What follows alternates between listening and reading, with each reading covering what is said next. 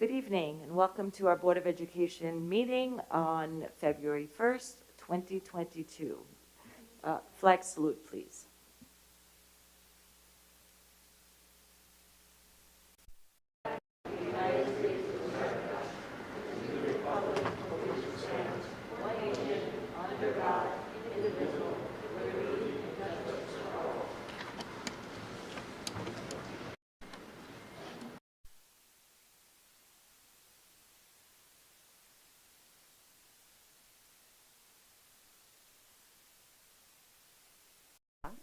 Present.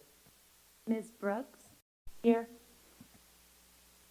Ms. Gilliard? Running late. Mrs. Melconium? Here. Mr. Smith? Present. Thank you.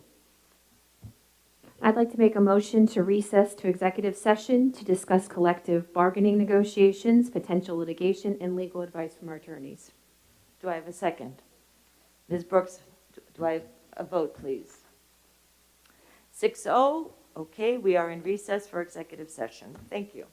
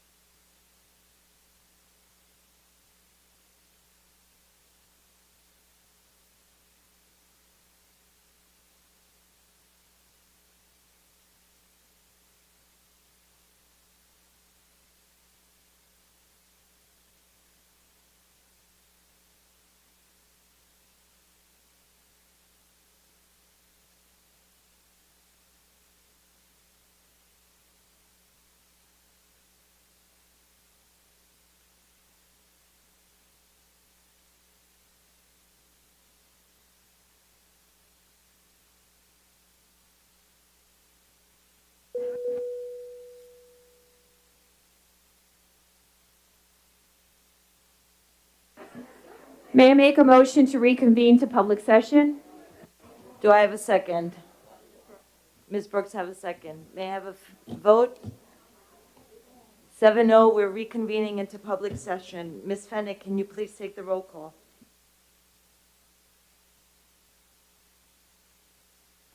Mrs. Bays, Present. Mrs. Epstein, Present.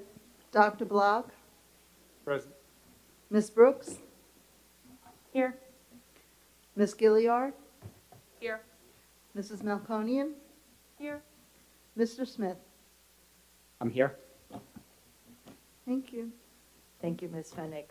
May I have a motion to adopt the agenda of February 1st, 2022?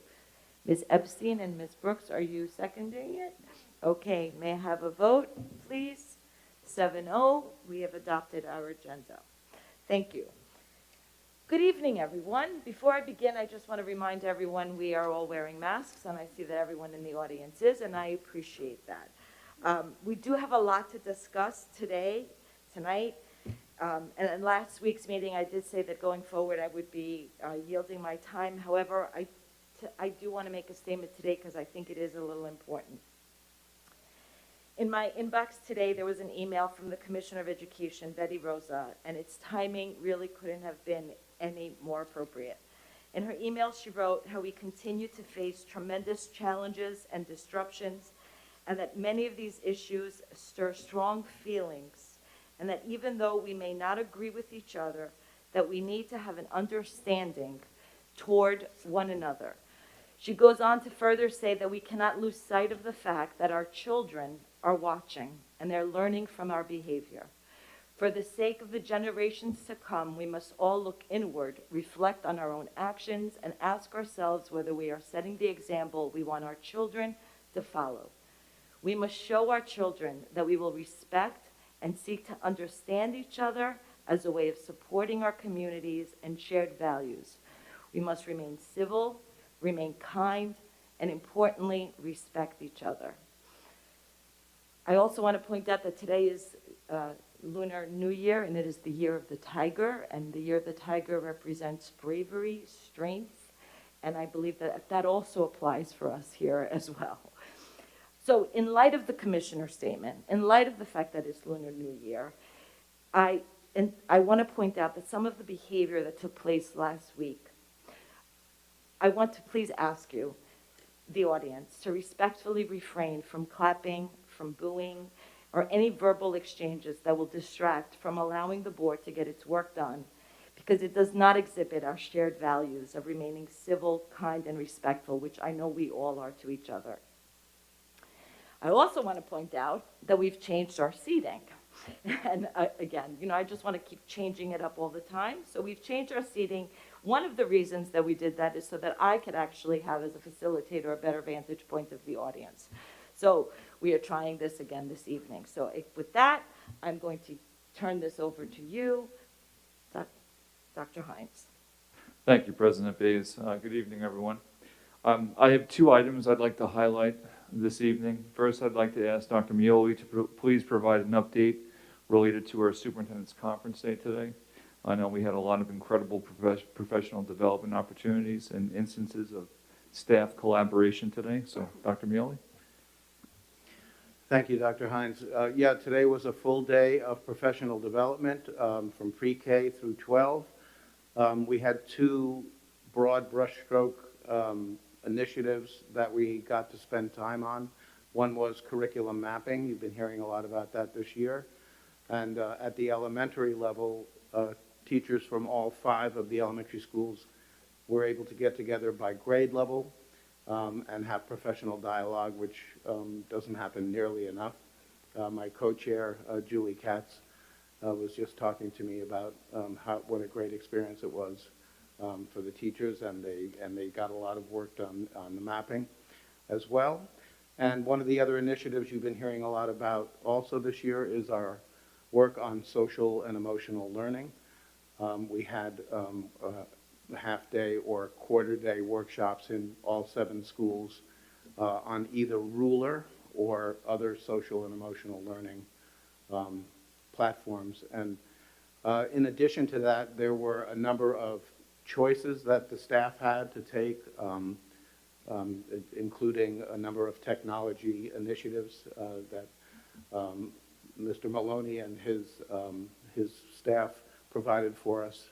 And so it was a really a great day of professional development, and we thank you for the opportunity to do that. Thank you, Dr. Mealy.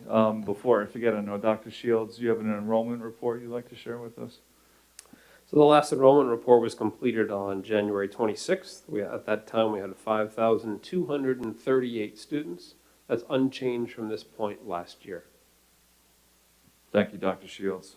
So, in our audience, again, thank you for coming this evening, both physically and virtually.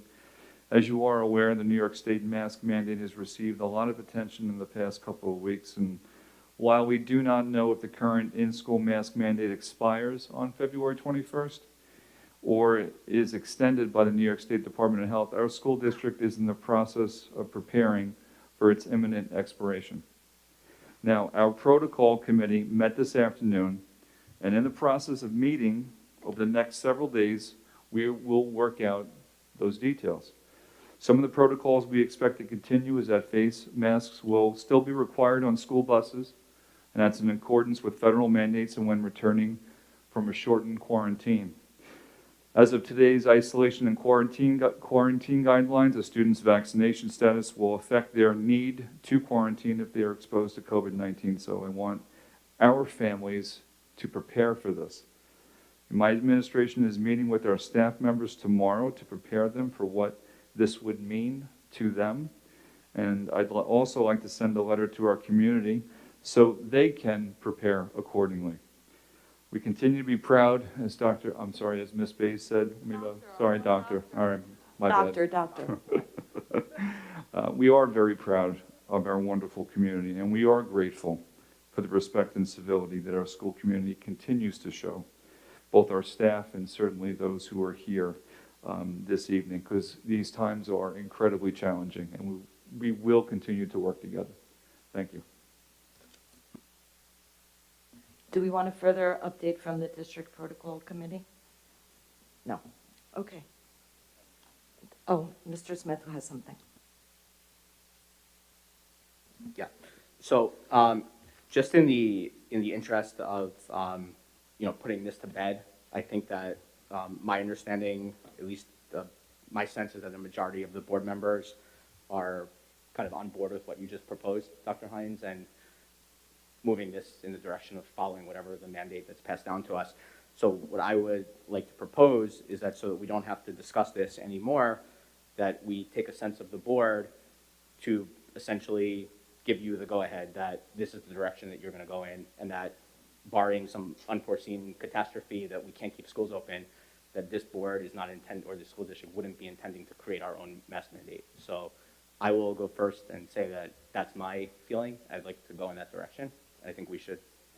I got it from here. Thank you. So, Dr. Block, do you agree with Mr. Smith's proposal? This is one of those agree or disagree. Only, correct. So at this point in time, given the current trajectory, I agree. Was that a yes or no? Okay. Agreed. Ms. I think if it's not a vote, it No, can be we're more getting a than sense of the yes board. or We're no. getting a sense of the board of if we agree with Mr. Smith's proposal. Ms. Brooks, that we allow the district to continue in the trajectory of the mandate expiring, and we, as a school district, would not be putting in our own mandate. I'm happy to allow the district to continue to plan. I think it's good to be proactive. I'm wondering if maybe we need to light a fire under the Department of Health and let them know that everything that we've been doing has been predicated on universal masking under the CDC and the Department of Health, and for them to provide guidance to us so that we're not floundering and wondering what do our classrooms need to look like, what does spacing for lunch and chorus and all those other things need to look like. So I have no problem supporting the district, but I think we still have a lot of unanswered questions that we need to get answers to. So just to help out with some of the unanswered questions, because this was discussed today at the protocol committee meeting, and this is what I think Dr. Hines just kind of said in his update, the New York State Department of Health guidelines with regards to quarantine is affected by vaccination status, not by the universal masking. So if you are vaccinated, you do not have to quarantine. So in any case, the buildings are continuing to meet, and the district protocol committee is continuing to meet. And so I think the details will be worked out. So the question right now is the overall, with the details is really the part that you're worried about, and I understand, and I'm sure that there's a lot of community concern about the details. The overall question at this moment is, you're supporting the district not putting in its own mandates, but going with the state mandates, and when they expire. So, I don't know that I am. So I'm trying to think it through, because I didn't know this was going to be a discussion here today. So my concern is if the governor decides not to extend the mandate, and numbers are still what they are, let's say she decides not to extend, or the Department of Health, rather, decides not to extend the regulation, and the numbers are not continuing to come down as they are, thankfully, and it's a political move because it's an election year, rather than a health move, where does that leave us in terms of our responsibility? That's why right now, I'm all for the district planning for it, but I don't want us to be caught in a compromising situation where the governor is removing the mandate because of political pressure rather than health issues. That's my concern. It's always going to be my concern. And so if the district can find a way to protect everybody, the people who are going to wear masks in the schools and the people who aren't, then I'm all in favor of it. But I think we just need to be vigilant. That's all. Okay, Ms. Melconian.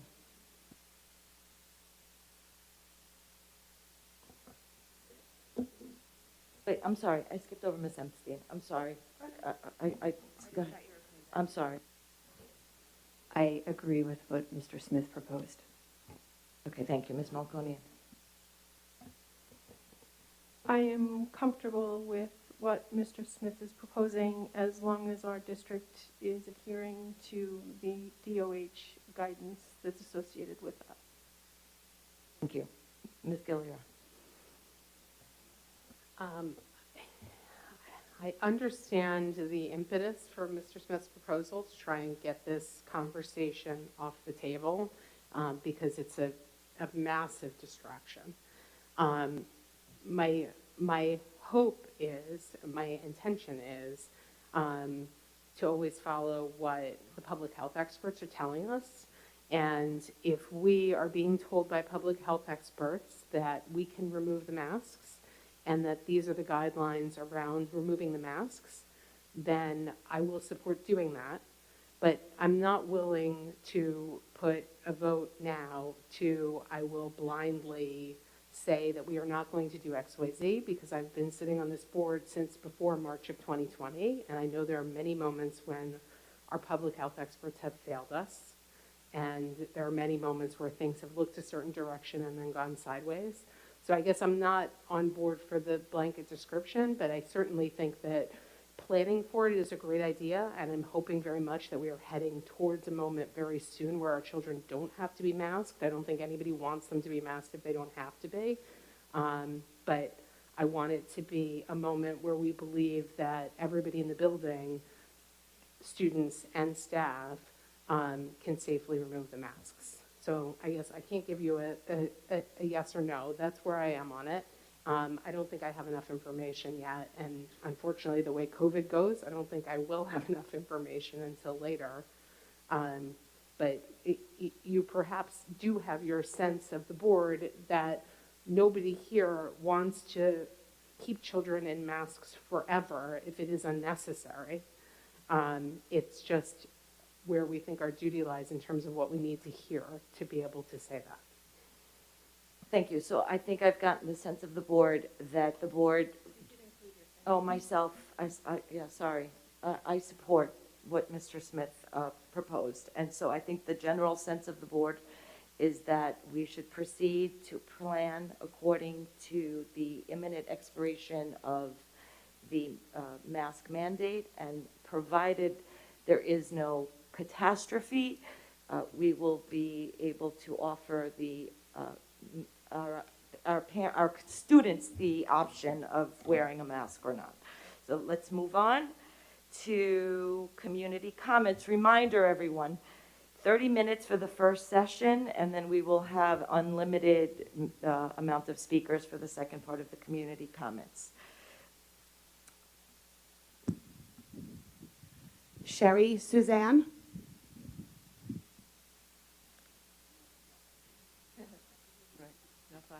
Dr. Sherry Suzanne, so you get a doctor. Thank you, I do. Sherry Suzanne, retired principal, Daly School.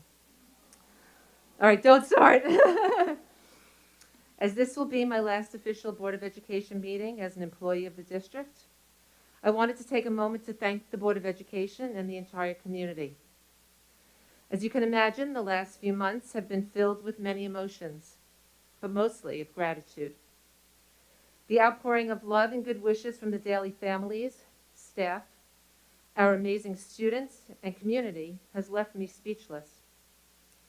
Pretend disciplinary issues that turned out to be pop-up flash mobs by our 5th grade leaders, another flash mob by the staff today during ruler training, to the kindergartners performing a song. The emails and cards of thanks has been extremely touching and inspiring as I take the next steps in my career. I was hired in 1988 for the first year of the full-day kindergarten. That one fateful day of accepting Ann Israel's offer on the spot has led to 33 years of both professional and personal milestones with the district. Professionally, I learned and grew as an educator from the hundreds of different teachers and administrators I have met over the years. Thanks to our incredible Teachers Center, I was given the opportunity to get my administrative degree with an outstanding cohort of colleagues. While I planned to put the degree in my drawer until I retired, AKA now, former Board of Ed President and dear friend Karen Sloat had another idea. She thought the district should take a chance on a kindergarten teacher who had a strong passion in the arts. After all, I did sing in a classic rock band and produced the infamous Daly Kindergarten Circus. What else would qualify me to be the Director of Creative Arts? Thank you to both the fine and performing arts staff who welcomed me with open arms, and then 4 years later, the staff at Daly School for taking a leap of faith with me to trust in their continued journey. To former Superintendent of Schools, Kathy Mooney, who inspired me to grow as a professional and meet the next challenges in my career, even if it meant going way out of my comfort zone. Kathy continues to be a mentor and close friend. The Daly HSA under the incredible leadership of Sarah and Tracy. They took the news of my retirement and helped me keep the calm amongst our amazing families the last few months. And finally, the Daly staff, the most incredible, hardworking group of people I've ever had the honor of leading. The teamwork and camaraderie and all they do for our Daly stars each and every day inspired me to lead a school during the toughest of times. For embracing all my crazy, and I mean crazy ideas, because I wanted work to be a fun place to come. Happy wife, happy life, happy staff, happy kids. What an amazing opportunity I've been given by the Port Washington schools.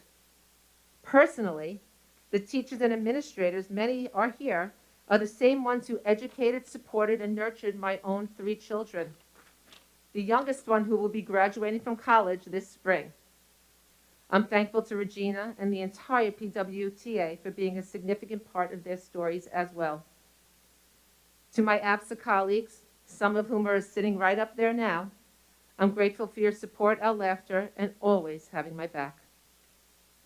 It has been an honor to receive tenure not once, not twice, but 3 times.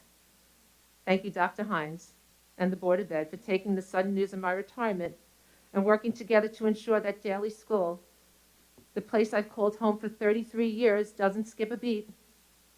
Good luck to Mr. DiCarlo. I am extremely confident in his abilities to continue the long-standing Daly traditions as the newly appointed interim. It is truly a privilege to walk those halls each day. There are so many people and friendships that I've made over the years, and I know my 3 minutes are probably up, But finally, They to are. Beth and Pia, my two other musketeers and rather two other angels, from colleagues to lifelong friends. Minutes before I shared the news of my retirement, the two of them literally bust through my office doors knowing that this was going to be the most difficult meeting to hold. Talk about always, always showing up for a friend. Thank you, Port, for those significant friendships and so very much more. I am one very lucky retiree. Billy Joel could not have said it better. I've loved these days. Thank you.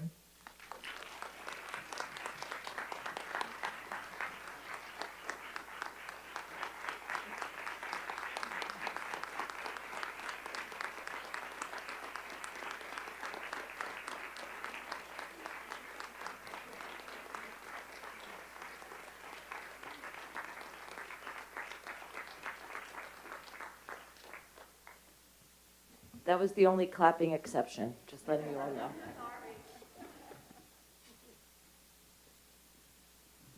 Regina DeJane.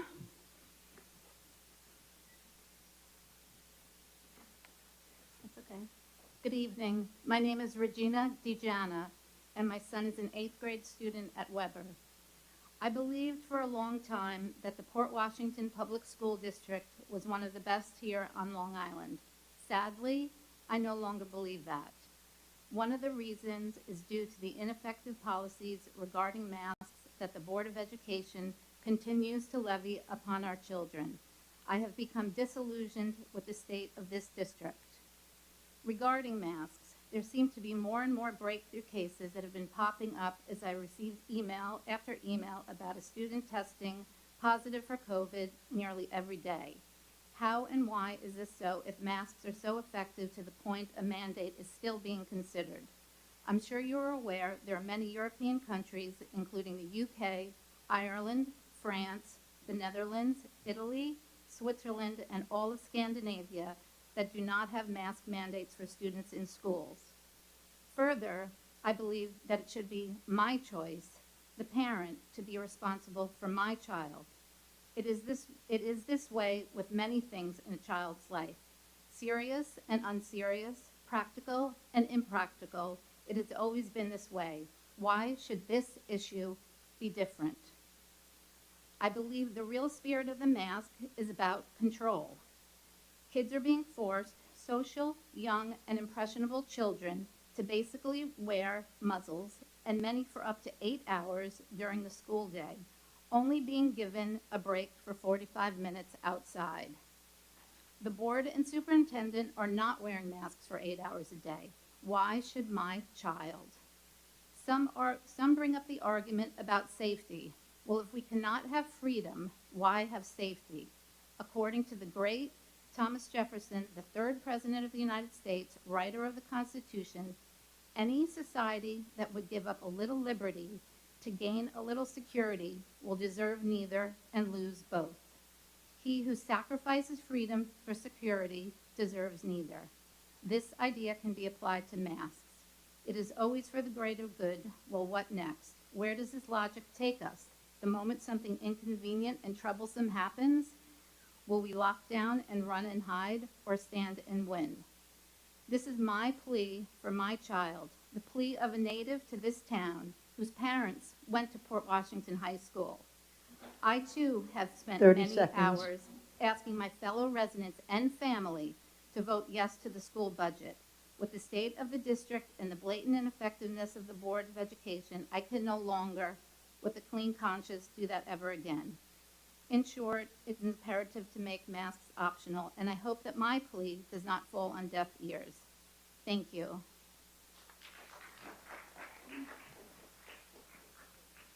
Christina Byers.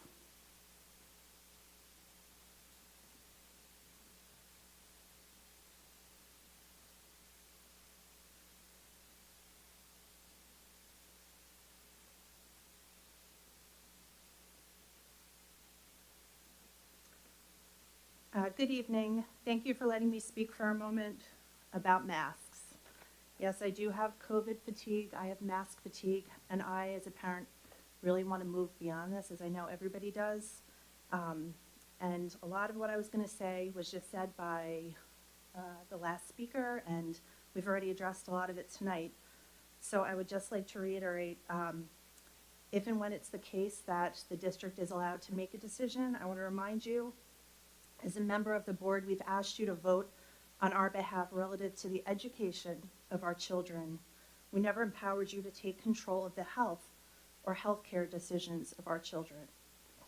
So as you think about this, please remember that we'd like to retain our right to manage our children's health in the way that we go about keeping them healthy. Whether we decide as a parent to keep our children in masks or allow them to breathe freely, that should be a choice that's solely left up to us to decide. Regardless of what you think is right for you and your children, I would ask that you respect my right and the right of each of us to make that choice for ourselves and our families.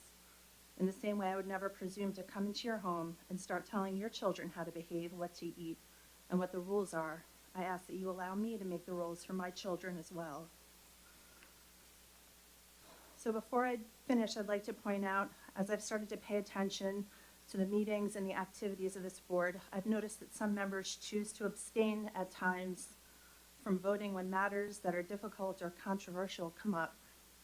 In this case, I will assume that if this comes up to a vote and you abstain, that you're a vote against parental choice, and I will keep that in mind at the next election. Thank you. I reserve the right to change my vote on the prior subject. Julie Corin.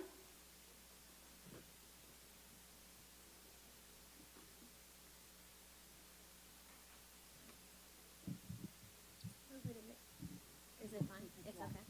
Okay. Good evening, everyone, and thank you in advance for the opportunity to speak this evening. Since the Board of Education meeting last week, I have been really upset. Actually, more sad about the tone in the room towards the end of the meeting. The treatment of the community members who came and made comments during the allotted times, and the awful comments on Facebook on our town pages directed towards those who commented in favor of parental choice with regards to masking. Our town is one that prides itself on being inclusive of all. This is not happening. There are signs displayed and murals all over announcing, quote unquote, not in our town. We supposedly do not judge or discriminate based on race, gender, ethnicity, and many other things. So why then are we not being inclusive of different individual and parenting wants and beliefs? The signs, not in my town, should apply to all the ways in which we are diverse. And that must include opinions on parenting, wearing masks, and yes, even politics. I either attend in person or watch from home every single Board of Education meeting. This is not an easy feat. These meetings are very long and take up prime time, which I would otherwise like to spend helping my children with homework, having dinner with my family, and participating in our evening routines. Missing these hours with my family is tough, yet I believe it is vital to our community that we have active participation in these meetings.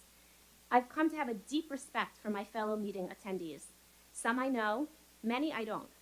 Those that attend and speak at these meetings should be applauded and respected, regardless of whether we share the same views. The tone of certain members of the board towards some community members and the way in which we're grouped or nicknamed is awful. The judgmental comments from other community members on Facebook are anything but inclusive. Just because a group is vocal does not mean that they are wrong or deserve to be lumped together and bullied by the rest. Those who have spoken out for parental choice with regards to mask wearing are not anti-maskers. We are pro-choice, and I don't understand when being 30 pro-choice seconds. turned into a bad thing. 3 weeks ago, I sat in this room and listened to teacher after teacher speak about how they felt about live streaming. While I might not have agreed with each opinion, I respect them all. These are the teaching experts in our district, and I hold them in very high esteem. Well, I am the expert on my children, and my number one priority is to advocate for what is best for them. So please don't judge me for doing that. So to all the other parents who selflessly show up here 3 meeting after minutes. meeting, giving up time with our families, I just want to say that I see you, I respect you, I feel for you, and really, I am you. Thank you.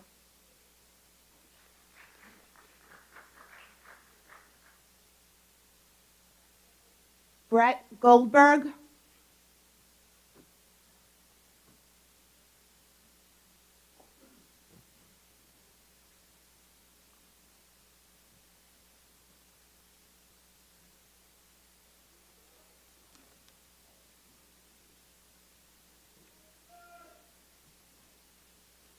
Hello, my name is Brett Goldberg, and I'm a resident here in the town with a 6-year-old daughter in first grade at Manor Haven and a 4-year-old who will start kindergarten next year. First, I want to thank everyone up there. I can't imagine how difficult this job is, so thank you for everything you guys do. Also want to thank the board of directors and the superintendent in the way that you guys have handled the 2021 and 22 school year, and it was clear that the priority was keeping our schools open, and I really, truly appreciate that. I want to ask a broad question, which is, are our kids safe from COVID? There are a lot of quotes you can grab and find online, but I found this one to resonate with me. This is Dr. Jean Noble, who directs the COVID-19 response from the University of California, San Francisco. And quote, she said, "Kids don't need to be masked, full stop. They have a minuscule risk of serious illness or death from COVID," she says. Since vaccinations have become available, less than 1 out of 100,000 kids require a hospital visit, and the risk of death is virtually 0. Based on the model code of ethics for our Board of Education, each school board member should make decisions based on what he or she believes to be in the best interest of the community, with their #1 priority being the students. So I ask the community and the BOE, why is it the children's responsibility to keep everyone safe? When I bring my daughter to visit her immune-compromised grandma, it is not the school or the BOE's job to keep my grandma safe, or my kids' grandma safe. That is my job as a son and parent. When teachers were surveyed if masks made communication and teaching harder, more than 90% responded yes.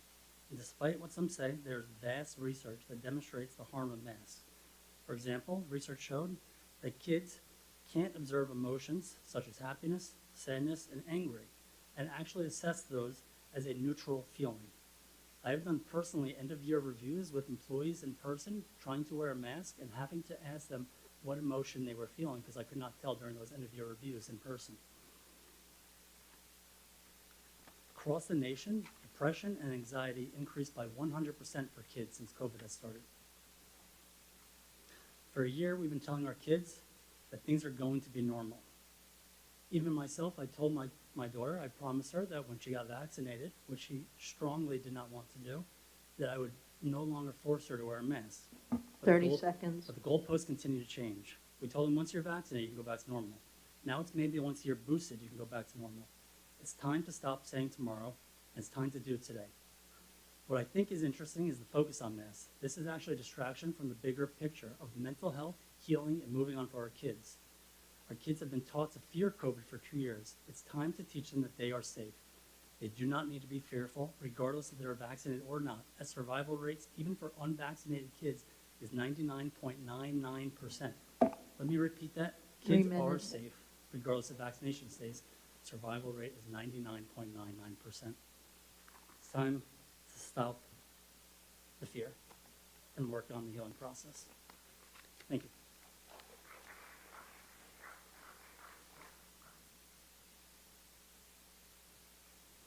Catherine Ferry.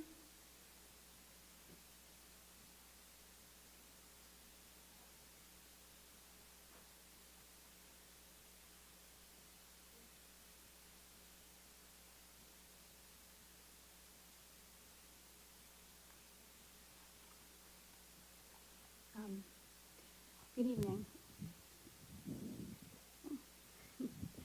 Sorry.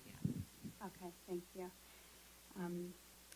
So at the last meeting, instead of kind of making a decision one way or the other, some members of the board discussed potential new protocols, and we heard that again tonight when masks are removed in our schools.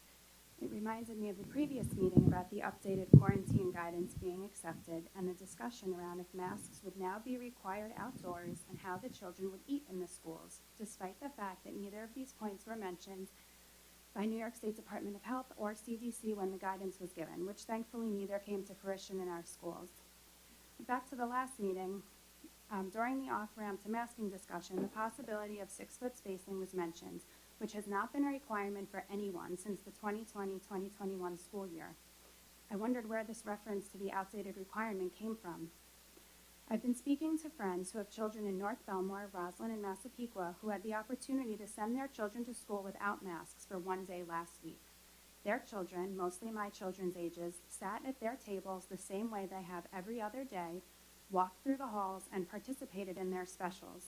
They have not received notice of an increase in cases from that day, which is similar to the 37 states in our country that no longer have a mask mandate, and the majority of Europe, who throughout most of the pandemic did not require masking young children.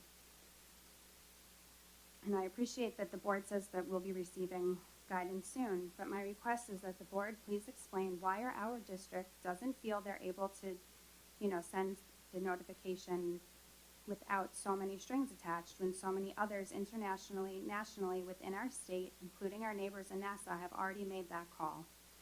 Recall back to the previous meeting this year regarding the vaccine mandate when this board accurately represented its credentials when it comes to matter of pandemic science. Allow me to quote from the 12/7/2021 board meeting, one of the members of this board who voted last week and again today to keep masks on. This quote is in regards to the board taking an opinion on vaccine mandate, but the same applies to mask mandates. Quote, people who know the science should be in charge of the science, and we are not competent as a board to make scientific determinations, end quote. I 100% agree that it should not be the business of this board to make scientific determinations. Thus, when the CDC, New York State, and Nassau County, together with their scientific resources, are all in alignment that masks are not required in school, the board should not be making decisions to the contrary. The goal all along has been to restore normalcy for our children once masks become optional, and not to impose another set of mitigation measures, 30 effectively seconds. taking steps back from where we are now.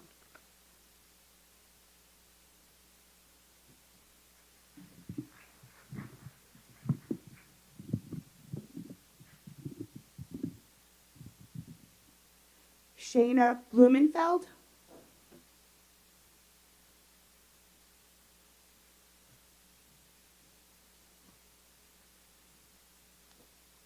Can you hear me? Just making sure. Okay. Hello, my name is Shayna Blumenfeld, and I'm a freshman here at Shriver High School. I have an interest in politics with a focus on ensuring that, irregardless of stance, youth voices are heard. As a student, just getting up here and speaking is intimidating. While I am younger, that does not mean my opinion counts less. In fact, as you make decisions that impact my daily life, my thoughts should weigh heavily in your deliberations, and any of us that choose to speak should be able to talk without fear of being interrupted and or having to be escorted out of the room. I have come tonight to speak about last week's board meeting, specifically about the way a fellow student was treated when he spoke. I know it's a hot topic, and I'm not here to give my opinion on mask mandates in school. Rather, I am here to exercise my right to share my concern around the lack of decorum and speak to the obligation of the board. And after last week's meeting, I am concerned. Look, we live in a time where there is significant discourse, and there are likely to be many more meetings with differing viewpoints. But discourse should not lead to us being interrupted, being intimidated into silence, or fearing for our safety. I believe that student voices matter, and I'm concerned that the outcome of last week's meeting, regardless of intention, will dissuade other students from speaking here, from taking a risk to share their voices and opinions to engage in political discourse. And that's simply not okay. You must do your part to not allow anyone to engage in the stifling of voices, especially the voices of students, the very people the board is purportedly here to work for. I am not holding you responsible for those who violate standards of decorum in this room, but I am asking, what are the standards around decorum and de-escalation? According to a portion of Policy 2370, the Board of Education encourages public participation at regular and special board meetings, and inappropriate conduct such as personal attacks will not be permitted. That's it. It just states that inappropriate conduct such as personal attacks will not be permitted. And this is where I'm asking. I respectfully ask that you revisit the policy to not only define inappropriate conduct, but also state what the board's response should be when people do act inappropriately, because I know that the last time this was revised was September 22nd, 2020.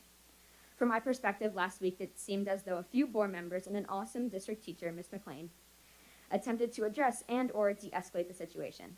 And Ms. Bays, I understand that in a position of leadership as the board's president, you were leading and facilitating in unprecedented times. I also know that because of physical positioning, you rely on your colleagues at times.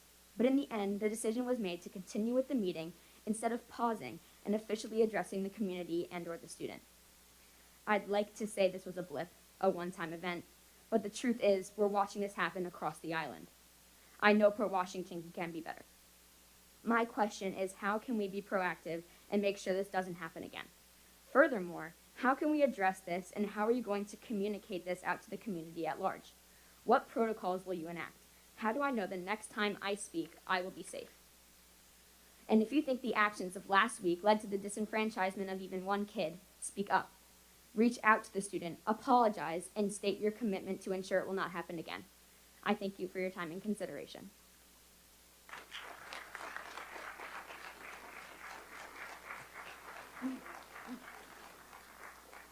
Adam Polterwitz.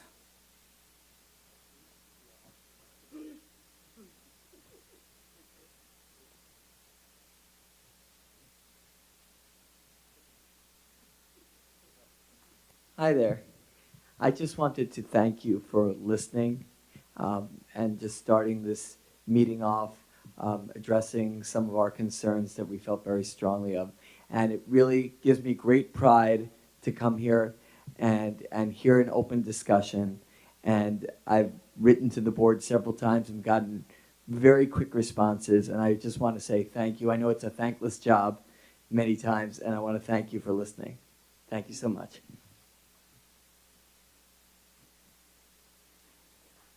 Pia Ferrante and Ira Pernick.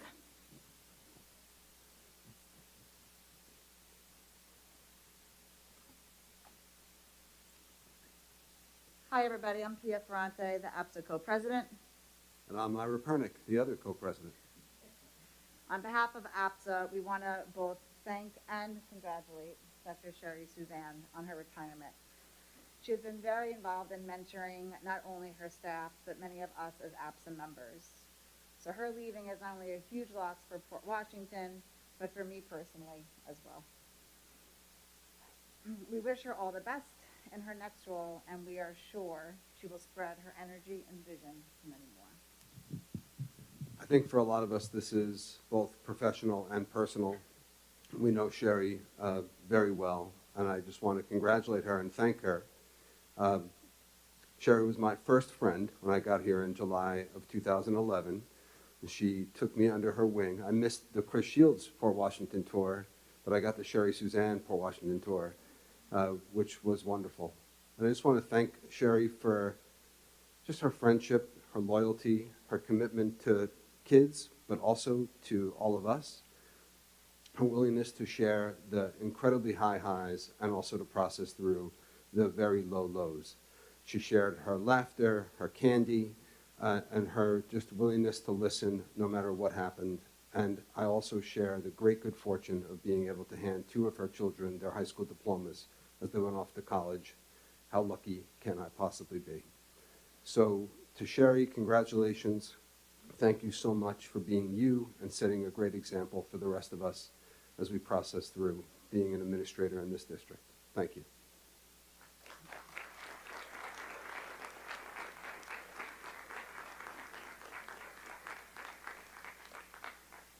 Sarah Klein.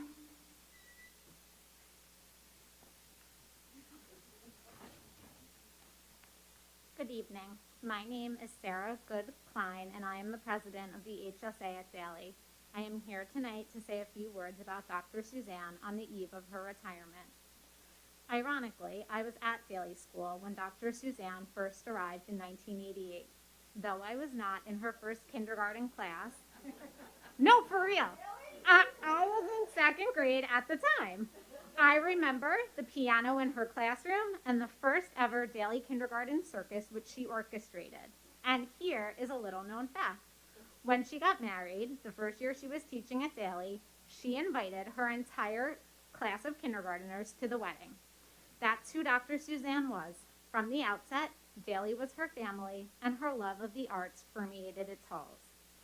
I am honored to be back at Daly with Sherry once again, now on the other end of it. And I can honestly tell you that 34 years later, nothing has changed. Sherry is still a champion of the arts and has made the Daly community into the wonderful family that it is today. Dr. Suzanne is a true leader and the absolute best kind. She leads with her heart. While I have literally only met with Sherry once in person the past 2 years of my tenure as HSA president, damn COVID, I have never watched someone be more invested in her people, students, teachers, staff, and families alike. She is the reason we have such a close-knit Daly community. When she coined the Compassion Counts theme of the 2019-2020 school year, she not only meant it, she embodies it every single day. Dr. Suzanne is considerate, caring, and passionate. She is dedicated, determined, and resourceful. She is intelligent, professional, flexible, and trustworthy. She is approachable and supportive, innovative, enthusiastic, energetic, and inspiring. When it comes down to it, as much as I know the Daly community hates to see her go, Dr. Suzanne is exactly the type of person we want mentoring the teachers of tomorrow. Dr. Suzanne will be missed beyond measure, but her legacy will surely live on. Near or far, you will always be our shining north Daly star.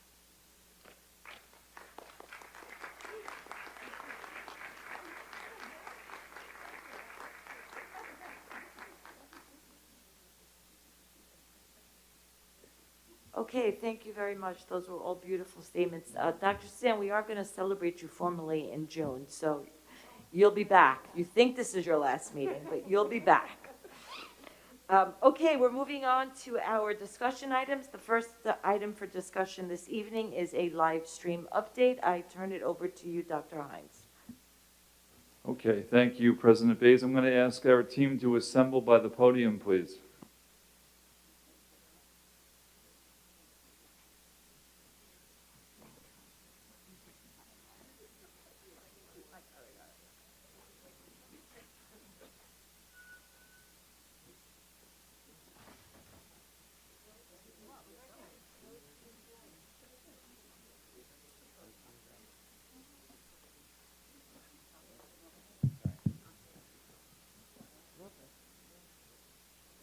Maybe I should just continue to talk about Dr. Suzanne? No. Okay. Yeah, sure. Good evening, everyone. So the presentation we have this evening goes back to a conversation we had with the Board of Education a few weeks ago.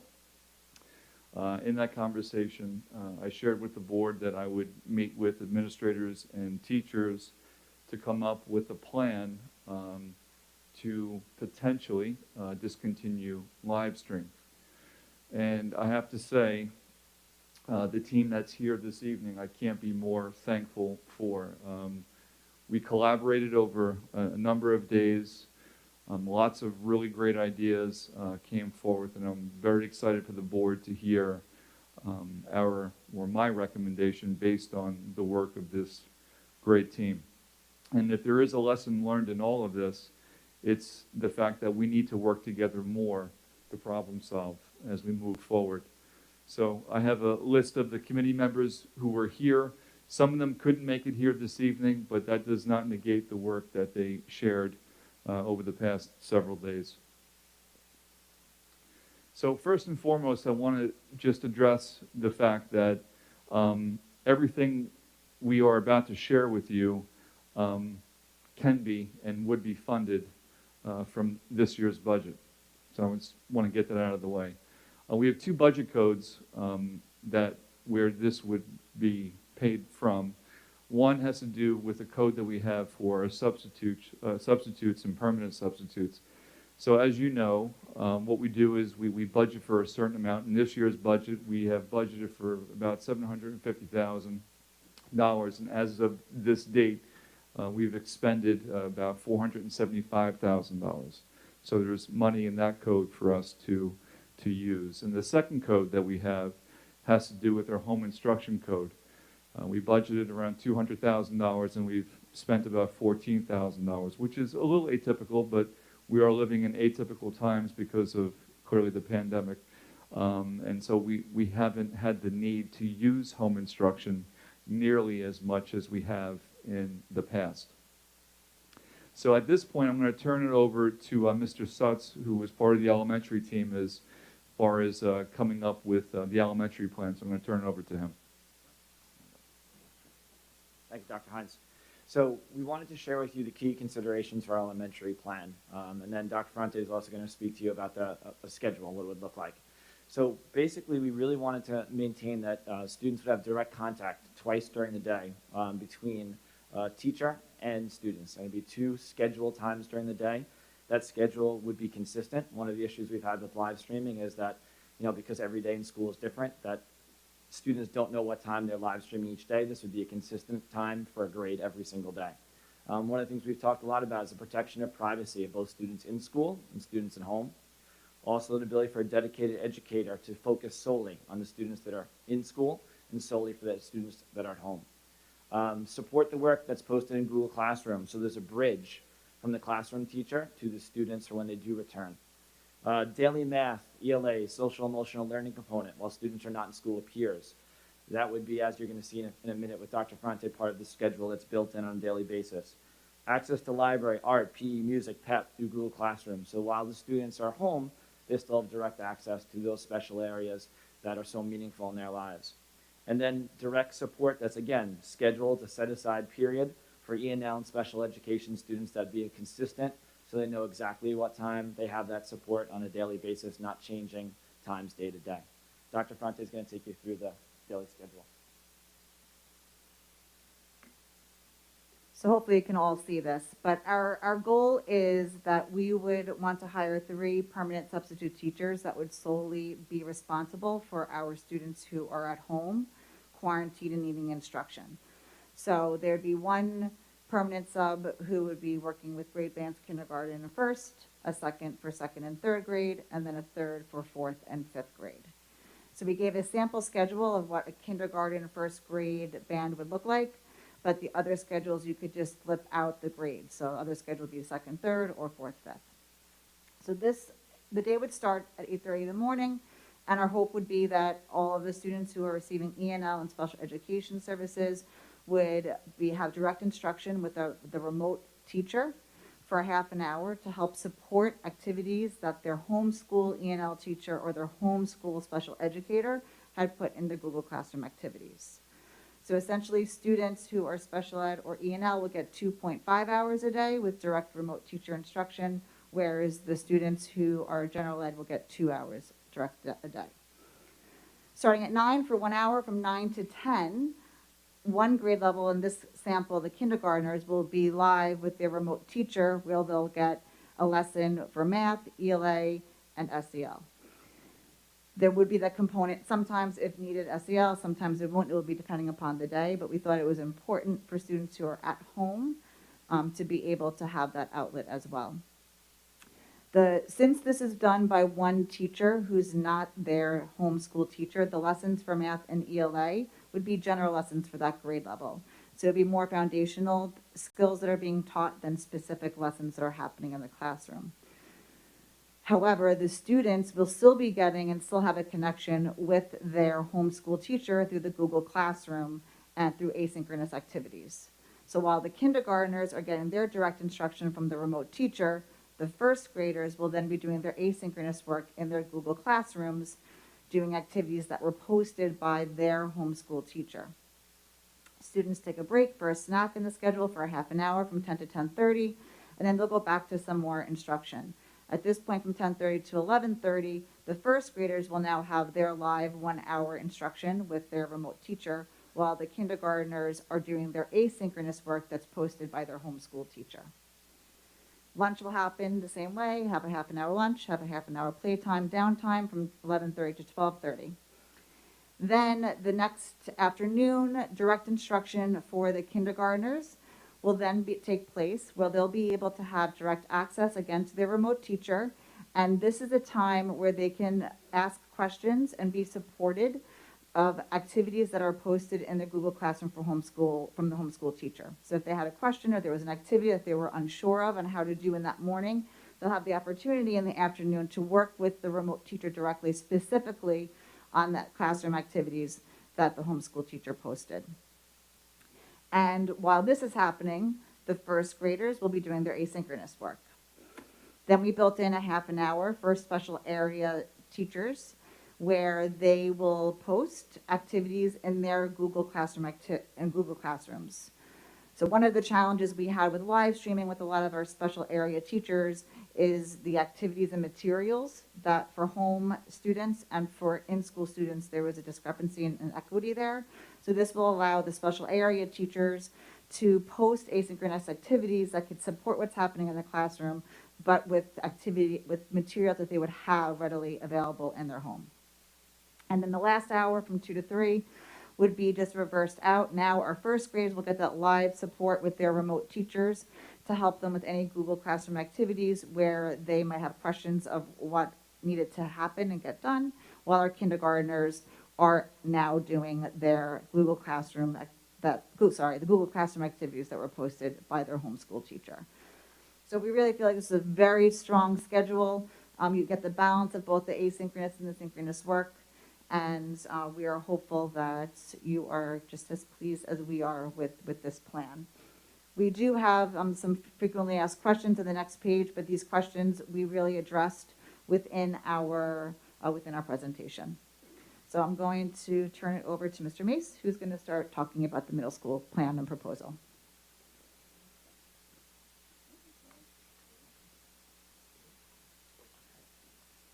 Thank you, Dr. Ferrante. Also, thank you, Janine, for lowering the microphone. Otherwise, I would have to do this entire presentation on my tippy toe, so I appreciate that greatly. So I'm going to be speaking about our middle school plan, and I want to thank you for the opportunity to work together to develop a plan that we think keeps the best interest of our students at the heart of our plan. One of the most important things we need to do is create a schedule for our students who are quarantined, and that's one of the things we set out to do with this plan. So as you see on the screen there, quarantine students will have a dedicated schedule, which will include multiple 30-minute small group support classes for all core subject areas and world language. This plan also allows us to add additional supports for our students with individualized education plans, as well as our students who are English language learners. So they will have additional supports built in throughout the day, whether they are quarantined or whether they are in person. So we want to make sure we're offering the same amount of support that we can. One key thing about this plan that we want to highlight, and that's for the K through 12 model, is that student privacy is maintained for our students who are quarantined and unable to attend through no fault of their own. Also, important to note, as part of this plan, it exceeds the level of support which is recommended by the New York State Education Department guidelines for home instruction. I just remembered I actually have the clicker. There we go. So now let's look at what this plan means for our students, because that's really our North Star. What is best for our students? Well, we know our students need daily interaction, and under the current live stream model, they do not have that interaction. Under this replacement plan, students who are quarantined will have direct daily contact with teachers who are solely supporting students who are quarantined. No longer will teachers need to split their time, their focus, their effort, their concentration, and their hard work on students who are in person and live streaming. No longer will we need to teach how to write an essay while also trying to solve technology problems, while also trying to get the microphone to work and the speakers to work. We want to separate those two because we want to make sure every single student gets the best. So again, these students will have access to 2.5 hours per day at minimum, or 12.5 hours per week of teacher interaction and support in 5 core subject areas.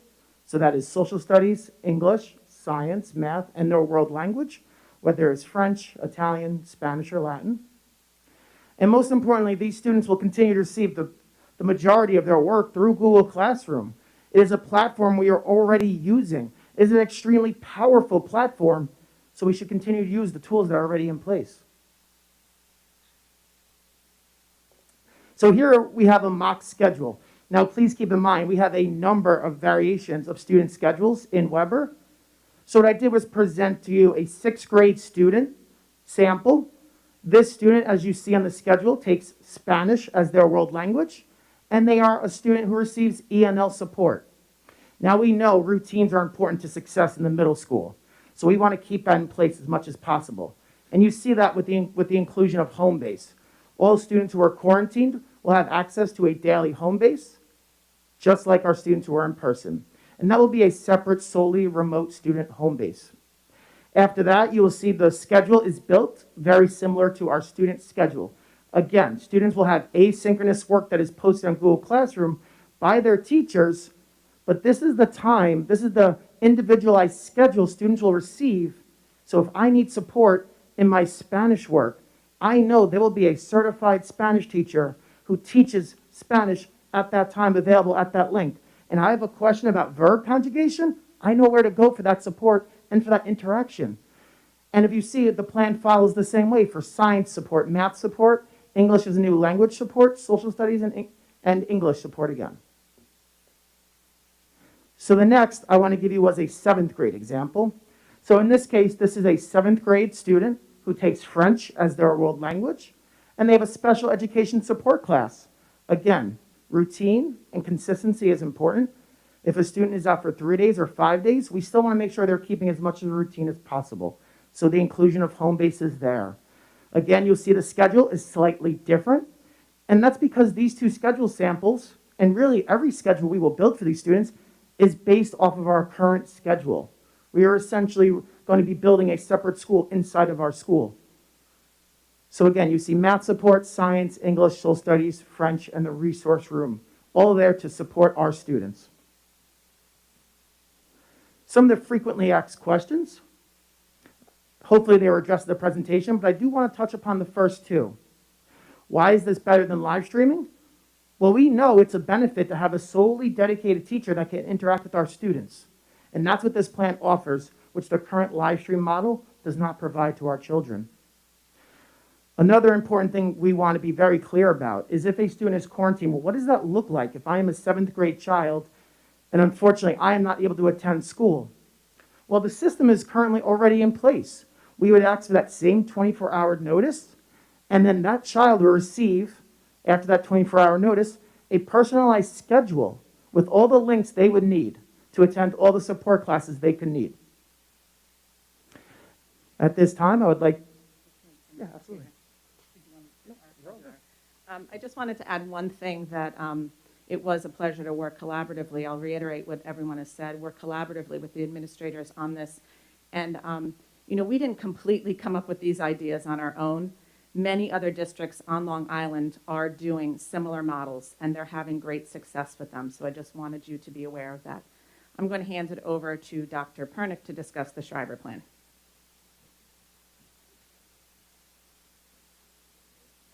Good evening again, everybody.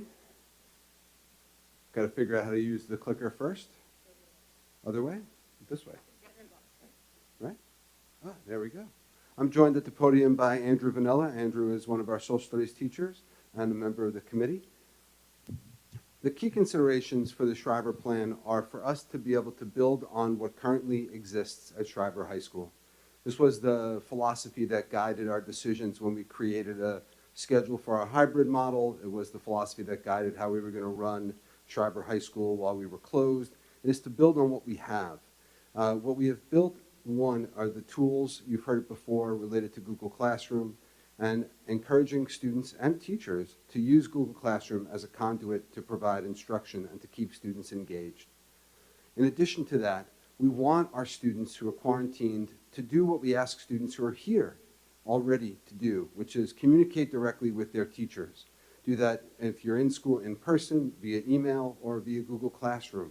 And we'll ask teachers to communicate with students who are quarantined with a response in 24 hours or less, and to be able to either have an email back, a Google Meet that is individualized, and they would work that out based on their schedules.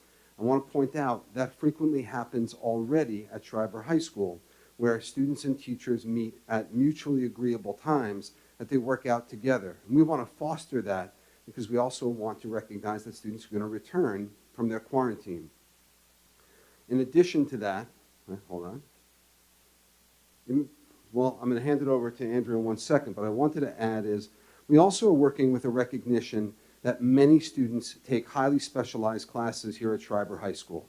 And we think it's critically important that we keep those students connected to their actual teachers. In some cases, there are only 1 or 2 teachers in an entire department who teach the course. And so it's critical for us, while students are quarantined, that they still remain connected to their actual teachers. To provide you a teacher perspective, I want to turn it over to Mr. Vanilla. I would say Dr. Pernick hit all the major points there. The only thing I'd like to add is about those very specialized classes that he was just talking about. These classes are very often highly advanced, AP Physics, AP Economics, Micro and Macro. The students under this model will continue to have access to their own teachers that they've had the whole year in that scenario.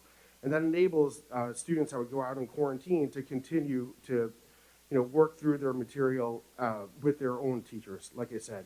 And the other thing I would like to add, and I think Dr. Pernick touched on this as well, is that every student, every teacher in Shriver is already familiar with this. They do this routinely throughout the year. Just in the last 2 weeks, I've probably received half a dozen emails from students asking for extra help, asking for questions.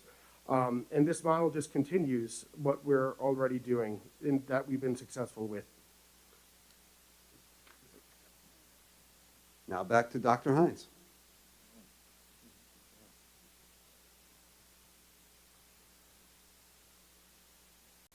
So let me go back to the cost initially. So if we're looking at a breakdown between the 3 different levels of education, elementary will cost roughly $43,000 to run from February until the end of May. And some of you may be saying, why not June? I'll get to that in a second. The middle school is a range because it really is dependent upon the number of students that would need this type of access. So the range is between $50,000 and around $94,000. And I'll explain why there is a range on the next slide. And then finally, probably the best news is at the high school, there is no added expense because of the framework that is there right now. So if we're looking at the total amount from when we begin this in February to when we end this in May, again, we're looking at a range between $93,000 and $137,000. And again, I'd like the board to go back to the second slide, after the title slide, as to where we would access the codes to pay for that. And of course, I didn't bring my glasses to read that small, but you can see, at least at the elementary level, you can see the breakdown as to why those costs are the way they are. You'll see how much it costs for 1 permanent sub. You multiply that by 3 permanent substitutes, and then you look at the administrator's stipend for all 3 levels, those bands, and it comes up with that amount. When you look at the middle school budget cost, again, you go through each one of those line items, you can see why those ranges are the way they are. Again, there are administrative costs attached to it. There is, if at any point we're accessing all 33 teachers, what that amount would be. And again, we're coming up with a range. And then finally at Shriver, we're looking at no budget costs. The one thing I've learned over the past 2 years, certainly during this incredibly challenging time, is that when we actually do meet to come together and put our collective minds together, we come up with something that is not only child-centric, but is usually a heck of a lot better if we do it as a singleton. So I want to thank this incredible crew, not in advance because that means I would have done it already, which I did. Did a really great job coming up with this. And as Regina said too, this is happening in many school districts at a very successful rate. So this is nothing that it's new or different, but it would be here And I think many of us, most of us would agree, we need to move away from live stream and we need to move toward this model. So the board asked for something and this is what we have for you. So thank you for listening to our presentation. Thank you, Dr. Hines, and thank you to all the administrators and teachers who worked on this. I am grateful for your collaborative efforts. I am going to go to board members for questions. So I see your hand, Mr. Smith. We do have a 20-minute limit for board, right? Okay. Not for you. Okay. So thank you again, or my first thank you, but echoing the thank yous of Dr. Hines and Ms. Bays for putting this together. I will say I actually just went through live stream with my elementary students and definitely agree with you guys that it has to end for a lot of reasons. I agree. But I want to, so I have two questions. The first one is a little bit rhetorical for Dr. Hines, which is, where are we getting 3 permanent subs for this? I thought we are in a sub shortage. We heard not that long ago. So is it rhetorical or is it a real question? I guess it's no. So we would go out for an all international search for permanent subs, but I can tell you right now, I know for a fact that we would find permanent subs. If we have to, in the very short term, use some of the permanent subs we have now just to get started, which we don't want to do, but if we had to, we would. But we would talk to Dr. Shields. I would talk to Dr. Shields tomorrow, put a posting out on an international billboard to hire these permanent subs. Okay. Okay, so now I'm going to ask my real question. So I'm reading this, and what's striking me, I was starting to make a list of questions about, you know, elementary, middle school, but I'm going to ask more of a general question. So the first question in each of the Q&As is, why is this better than live streaming? And I'm wondering if that's the wrong premise, because all we've heard about is why live streaming is bad. So the question is this good? And do we need it? And, you know, it sounds like, in my mind, the place where we would most need the direct contact with the students would be where those advanced classes are, such as in the high school, where we're not really even looking at it. And we have this whole concept in the elementary and the middle school. And I'm just wondering if it makes sense to have kids from different schools meeting with subs for, you know, several hours a day, or is it better off, just in my own experience, I think it would be better off just to have some work to have my kid do when we could get them to do it, and maybe get a brief check-in, even 10 or 20 minutes with their teacher would be way more valuable than multiple hours with a sub. So I'm just trying, I'm just wondering if we're looking at this wrong in terms of comparing it to live streaming and not asking the fundamental question. I actually remember last week or 2 weeks ago, I think it was Mr. Vanilla who said, trust us to catch your kids up when they get back. Maybe that's the answer. And I'm just wondering if this is a lot of money for something that's actually in some ways sounds like really tough for the parents to manage over the course of the day at home. So you bring up a few different very sound points. I would say, as of right now, where this team is, we thought this was a good starting point, because I recall, and wasn't the last board meeting, I think it was a board meeting before, but at times they do blend together. The question was, can we come up with something that is better than live streaming, that is better than the product that we have now? I don't think that was really our North Star, but it was a question that we wanted to answer. And so we felt, I believe, and I don't want to speak on behalf of the elementary crew here, but we were looking at structure, we were looking at consistency, and we were looking at, you know, as Dr. Ferrante said, foundational skills. Now, like everything else, if we need to adjust potentially at some point, we may, but I think this is a really good starting point, especially, again, we know for a fact this is used, this model, in some school districts. So we feel actually, I think we feel very confident moving forward that this is something that would be in the best interest of kids. The second thing, too, I think it's important to note, is that, you know, how many students are actually out for 5 full days? And so I asked Well, I asked some of our administrators to go back and check the records just, anecdotally, and it's not that many because we have many, with the 5-day quarantining, it happens over the weekend. So sometimes, many times, we're talking about only 3 days, sometimes maybe even 2. So I think this is, again, from an elementary standpoint, from all levels, I think this is a really good starting point, and I think it answers the overall question from a few weeks ago. Can we produce something that is better than live streaming? And I think the answer is yes. And especially at the high school level, I think we're fostering independence, which is what we really critically need for our students as well. Not answering your elementary question, though. Dr. Block, do you have anything? I don't know if I did. Okay. So, Dr. Hines, can I ask a question?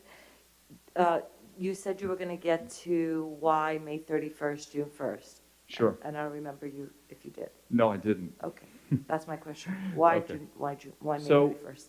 actually, in some ways I answered it in a roundabout way. It really has to do with the fact that the quarantining is, we're talking less than 5 days. And if we're looking to move toward a pre-COVID disposition as far as the way we operate, that is certainly the way to do it. Because before, if students were out for 2, 3, 4 days, we would catch them up when they came back to school. Coupled with the fact, I'm futuring toward September, and I'm thinking of what September will look like. And so that's why if we do the cutoff in June, we won't need something, I don't believe, in September. Ms. Epstein, do you have any questions? Yes, my only question, Dr. Hines, I first just want to make a statement to thank you guys for collaborating. It definitely does show, Mr. Mace, your enthusiasm sounds like you want to do this all the time, so I appreciate that. Everyone else was enthusiastic, but he was the most. I just wanted to ask regarding the elementary plan, for the permanent subs, on the off chance that for a particular combo grade level, there are no students that need some sort of instruction. Sure. How are we utilizing those substitutes throughout the day? We're going to bring the district office, and no, I'm just kidding. In all reality, I know Mr. Smith brought this up. I mean, clearly, we would redeploy them to other buildings where they were needed. Ms. Brooks? I'm not even asking if you have questions. I know you do. That's because I'm a thinker. People may not always like my thoughts, but I am always thinking. Thank you. So, thank you. First of all, thank you. I have heard every single teacher who has come up to the podium, and even last year, about how much you want live streaming to go bye-bye. So I've heard you. I've also heard from many parents who have written to the board in support of live streaming, and who, especially at the high school level, who have talked about how it has really saved their children from not falling behind when they were sick. And so that has been my perennial struggle. I've heard that live streaming hasn't worked very well at the elementary school, that remote learning hasn't worked well at the elementary school. So I'm actually surprised to see remote learning being offered at the elementary school. And so I was wondering what's changed. Why do we think that kids sitting in front of a screen at the elementary level, it seems like, well, I could go back to the schedule, but pretty much for a full day, why is, I looked, hold on, I'll go back to the schedule. Is it, well, from the support for the ENO is for about half an hour in the morning, and then there's live math, I'm sorry? Yeah, sure. At the elementary level, we thought it was very important that kids have direct instruction from a teacher that was solely focused on their needs.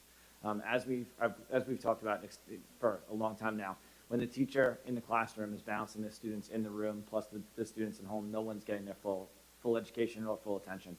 So by providing for one teacher who's working with all the kids at home, they're getting direct instruction and their full focus and attention is on those students. So it's very important for us to first cross that bridge. The second one was to provide multiple times during the day where that instruction would take place. With live streaming, every school day is different in the elementary school, like in the middle school and high school. So for example, we had at Salem in 4th grade 2 weeks ago, a special program where it was less for a week. Every day of the week was at a different time.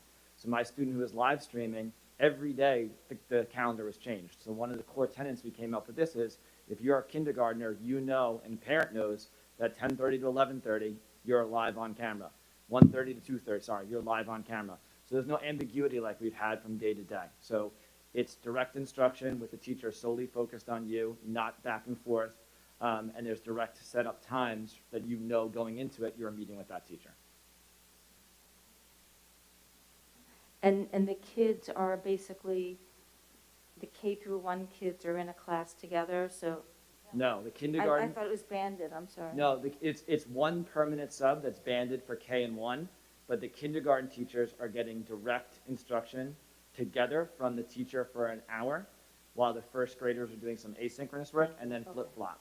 Thank So you. they're not banded together. It's all kindergarten together. Okay, so it'd be kindergarten from across the district, so these kids would see the other kids who are on the screen? Yes, yes. Okay. So how is their privacy protected? Well, the privacy, when we were talking the privacy protected from kids in school and kids at home. Okay. So obviously the kids that are at home still have cameras, but we don't have cameras set up in the room so kids can see into their homes that are in school and those interactions. Okay. I think Ms. Epstein asked the question about what if there aren't any kids in the class that day. I'm just kind of going through. And we have the staffing issues in the schools, we have the permanent subs. I think that's really, those were all the questions I had about the elementary school. At Shriver, I guess maybe Dr. Hines, or maybe Dr. Pernick can answer, how is what's the plan for Shriver, how is that different than pre-COVID? Because I'm actually, my question is, why is there a stipend needed? So I don't know if who decides on the stipend, but in reading through this, I'm thinking to myself, this is what my child had to do when she had the flu and she was out for 5 days. She was. I think the stipend was for middle school. Well, there are 3 stipends, so I didn't know. I figured it was at each level, so maybe I No, should Shriver has clarify. no cost associated. There are with none, plans. 0. Right. Zero. Okay. So then the 3 administrator stipends are, Dr. Hines, are for which It's levels? Weber. Weber and I'm sorry. Oh, I see, So- it's under the elementary budget cost. Yeah, so the way the administrative function works is that for the 3 bands, we would have 1 administrator per band overseeing to make sure there's uniformity and everything is scheduled correctly. Same thing at Weber, 1 for 6, 1 for 7, 1 for 8. Okay. I had another question about the cost. So we're heading into budget, well, okay, so one of my other questions. So the expenditure to date for the sub-teachers is close to $500,000. So we have a little less than $300,000 left in that. Can we make it to the end of the year if we need those subs elsewhere in the district? So right now, the way we're projecting it is that we would have enough money left over to pay for whatever the difference is.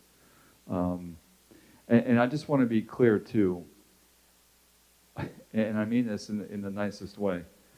We would rather we just move to Google Classroom at some point, right? So especially that's what we're looking at in June. So I don't want you to think that we're cheering this and saying this is what we want. This is what we're presenting because we were asked to come up with this. And we feel this is a nice, middle ground before we get to the Google Classroom altogether. Because again, we're looking at the reality of when kids are quarantining, it's less than 5 days. So I just want to be clear about that too. Ms. Brooks, can I move on? Sure. Ms. Melkonian. Thank you very much for all of the work that you put into this. I guess the only thing, I wish we had done this a really long time ago, so that we didn't do this in February. But I'm happy it's happening. My one concern is Shriver. Hi, Dr. Pernick, you know that I'm a fan, but I'm still concerned. It's third and fourth quarter, and students' averages are weighted much heavier in third and fourth quarters. So it's much more high stakes at this point in the school year for them to be missing. And the lack of direct instruction is a concern for me. And moving into subject reviews and high stakes tests at the end of the year. So I'm just putting it out there that I'm very, very, very, very concerned about the students that will miss instruction as a result of this. No, I appreciate you sharing that sentiment. And, you know, when Mr. Bonella and certainly Dr. Pernick talked about the fact that we want to make sure that, and I know for a fact because there are high school teachers here, I really believe, I'm looking at Joy right now, they're going to catch the kids up. They're going to make sure whatever things they may have missed that they will catch up. And when the teachers make that claim, and Dr. Pernick supports that, I really believe that will happen. So the concern is heard. I will continue to speak with Dr. Pernick to make sure, just to touch base to see how we're doing. But I wholeheartedly trust the teachers will make sure that the kids are where they need to be if and when they are out 2, 3, 4, or 5 days. Well, that's true too. And we want to make sure they're healing if they are sick and they are quarantining for sure. Are you done, Ms. Milconi? Do you have anything else? No? Ms. Gilliard, do you have anything? First of all, thank you all for all your hard work. You should be forewarned that the next time that somebody tells me education moves slowly, I'm going to not believe you because this was very, very fast, and I appreciate it. I think, I know the complexity of the presentation just scratches the surface of the number of conversations and the detail you had to go into to figure out how to make it work, and probably for the logistically minimum number of staff members. That said, I have a lot of questions. I also appreciate, by the way, that you treated the different levels differently because I think they are different, and I think how the students function and the material in front of them creates different needs on how to catch them up. So I'm wondering if for Weber and Shriver was part of your discussion, was any thought given to figuring out a way to have the current teachers do some of these support sessions online with students? I would say for Weber or Shriver. I know Shriver we're doing Google Classrooms, but I don't see anything on here where the Weber students are having any contact with their home school teachers. It seems to be all subs. Was there any thought given to having that contact be with the homeschool teachers?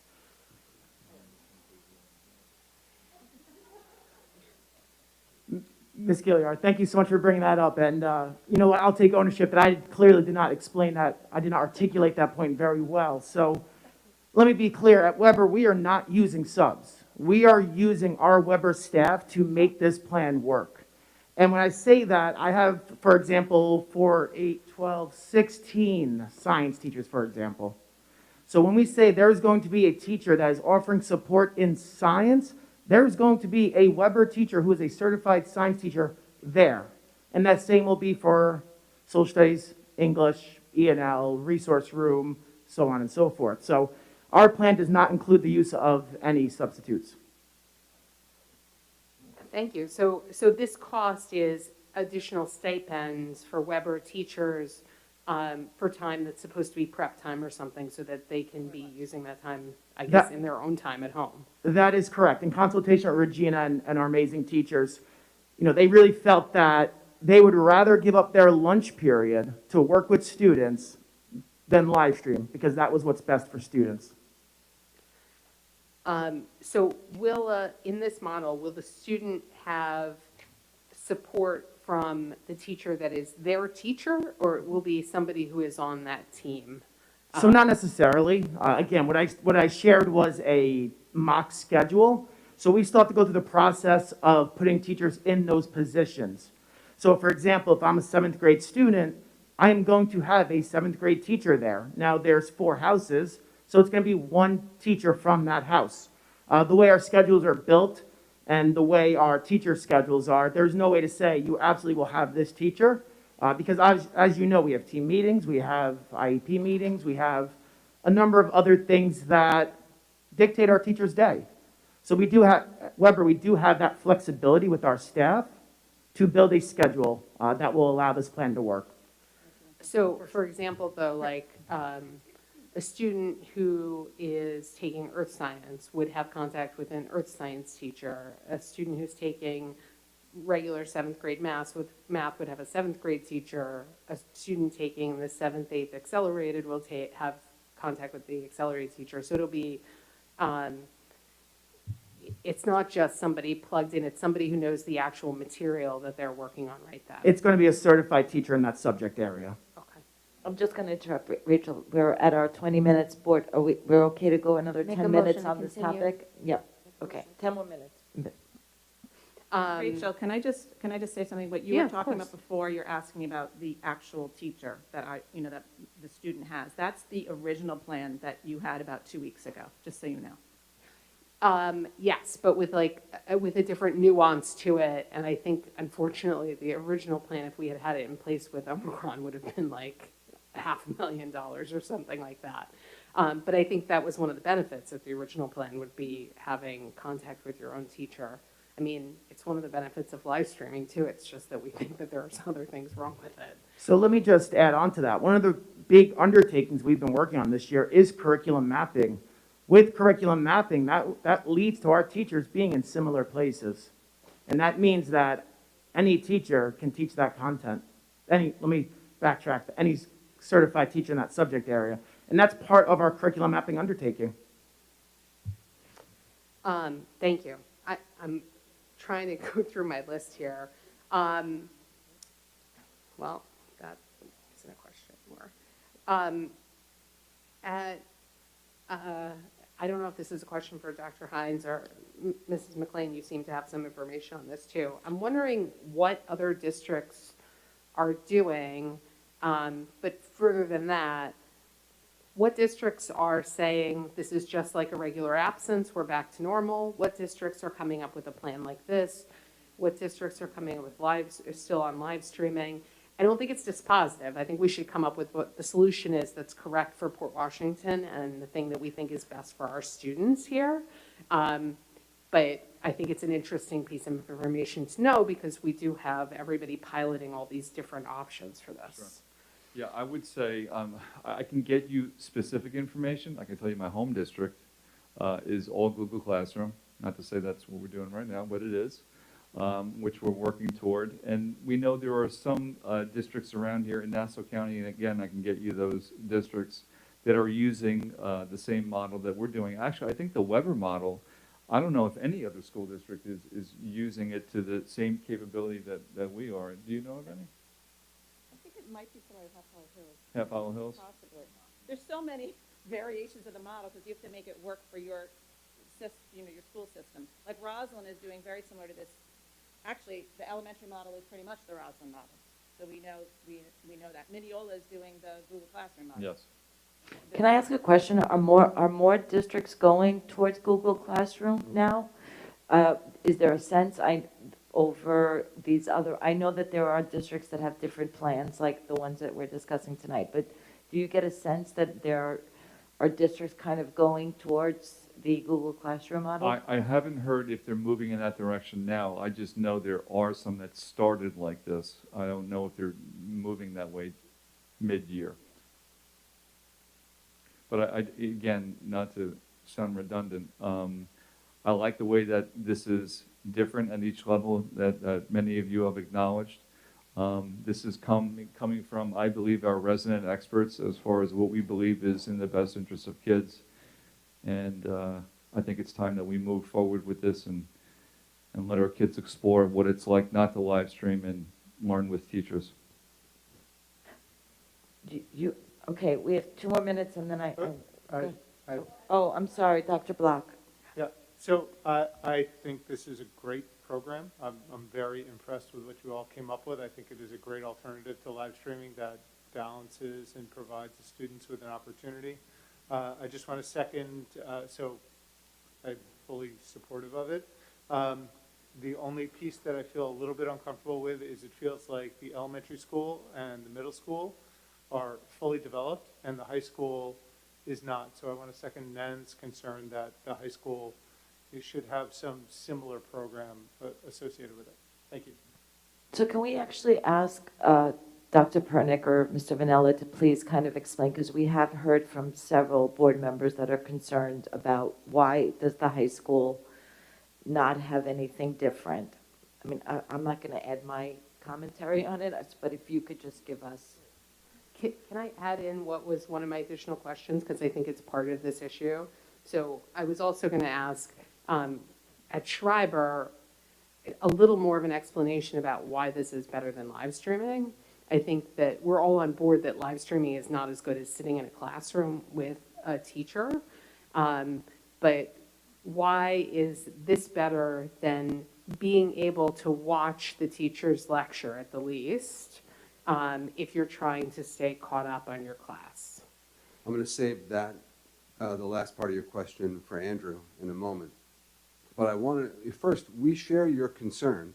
We talked about if there is a way for us to follow the elementary or the Weber model, but we couldn't figure out how to do it and still maintain the direct connection between students and their teachers. Again, we are a school that relies highly on specialization. And I might add, we often talk about specialization. I think sometimes we code that and as if we're talking about our higher performing students, but our specialization exists at all levels. And we work hard to foster a connection between students and their teachers, whether we're talking about an AP course or we're talking about non-regents chemistry or we're talking about resource room. We foster that relationship. So we couldn't figure out how we do it. Remember, Shriver students take up to 9 courses in the course of a 6-day cycle. And so we couldn't figure out how we're doing this. Remember, this is condensed in what is likely to be 3 days or 2 days and not over 8 days. So we couldn't figure out how we would create that sort of connection other than to free up students from having to live stream, which we think universally was not successful when it came to engaging students in instruction. Students turning on a camera was not synonymous, in our experience, with engagement. But using Google Classroom, I think sometimes it's hard to consider how it could be more engaging not to listen to your teacher. But I think what we have found through live streaming is that if we provide students with material, and if it's current, and if it's the same material that the students are working on in class, and we give them an avenue to communicate directly to their teachers, then we can actually engage them better if instead of live streaming. I'm going to give Andrew the last part. No, I can understand why on paper live stream is attractive. I get it. I can also promise you that over the last 2 years, every teacher that I know, I think every teacher in this district would tell you that live stream has been an abject failure for the students of this district, for the students all across Long Island. First off, I'm sure that there's so many reasons, I'm sure I'm going to forget some, so please feel free to echo in. But It's okay, they told us. I'm sure. We got it. First off, think about just sitting on a live stream. I think as a parent over there said, 7 hours straight. As an adult, I can't sit in front of a computer for 7 hours straight without losing my mind. Certainly, the students told us over the course of the last 2 years that by the end of the day, their minds are shot. They're not paying attention. I don't even blame the students for not being able to pay attention as the day goes on. Like I said, I know I couldn't. Beyond that, the students then often, like in this situation, they'll attend a class on live stream. And they'll say to themselves, hey, we've attended the class, right? We are there. I don't need to ask for extra help.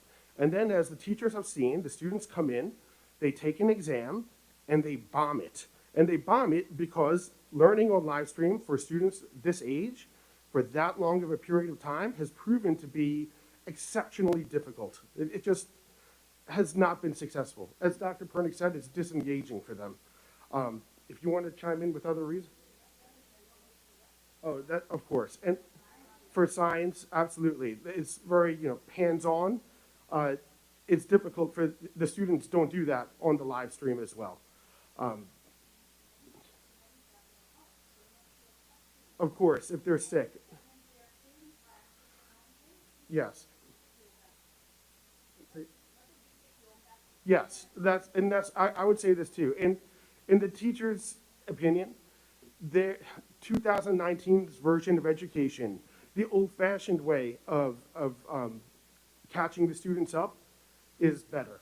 All right, thank you. Thank you, thank you. Okay, Ms. Brooks, last question, and then we do need to close this subject, so please go ahead. So I listened when the teachers were talking over the course of the comments about how little kids really shouldn't be in front of screens. So I'm concerned about the elementary plan, and I'm wondering, is the elementary plan, would you prefer Google Classroom or whatever it was, that the kids just stay home, or the parents go up to the schools and get the packets, or the packets get emailed, whatever the old-fashioned way is?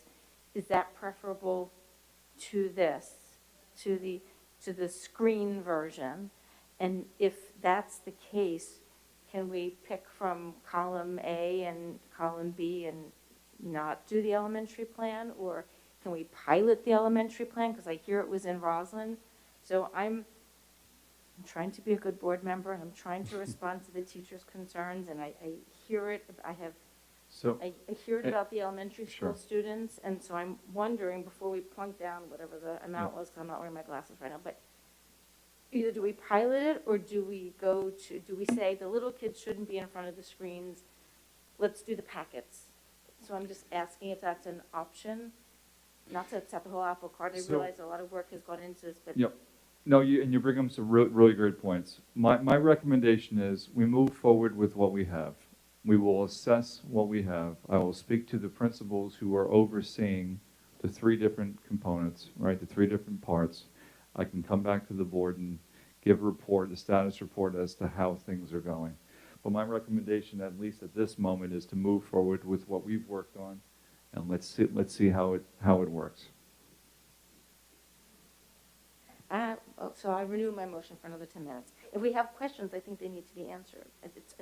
So the financial part of this, will this come back to bite us at some point during the budget process? And I realize it's not $1 million, but every bit counts. It does. And I'm wondering, will this come back to bite us at some point? Are we going to say, gosh, we wish we had that $150,000 in pocket?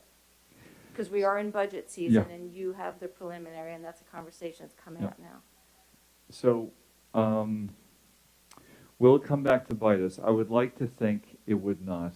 I would like to think that the return on this investment is much more significant, and it's not as probable as this coming back to hurt us. Because again, what we budgeted for and what we forecasted so far, we don't anticipate us using all those funds for what they were budgeted for at this moment.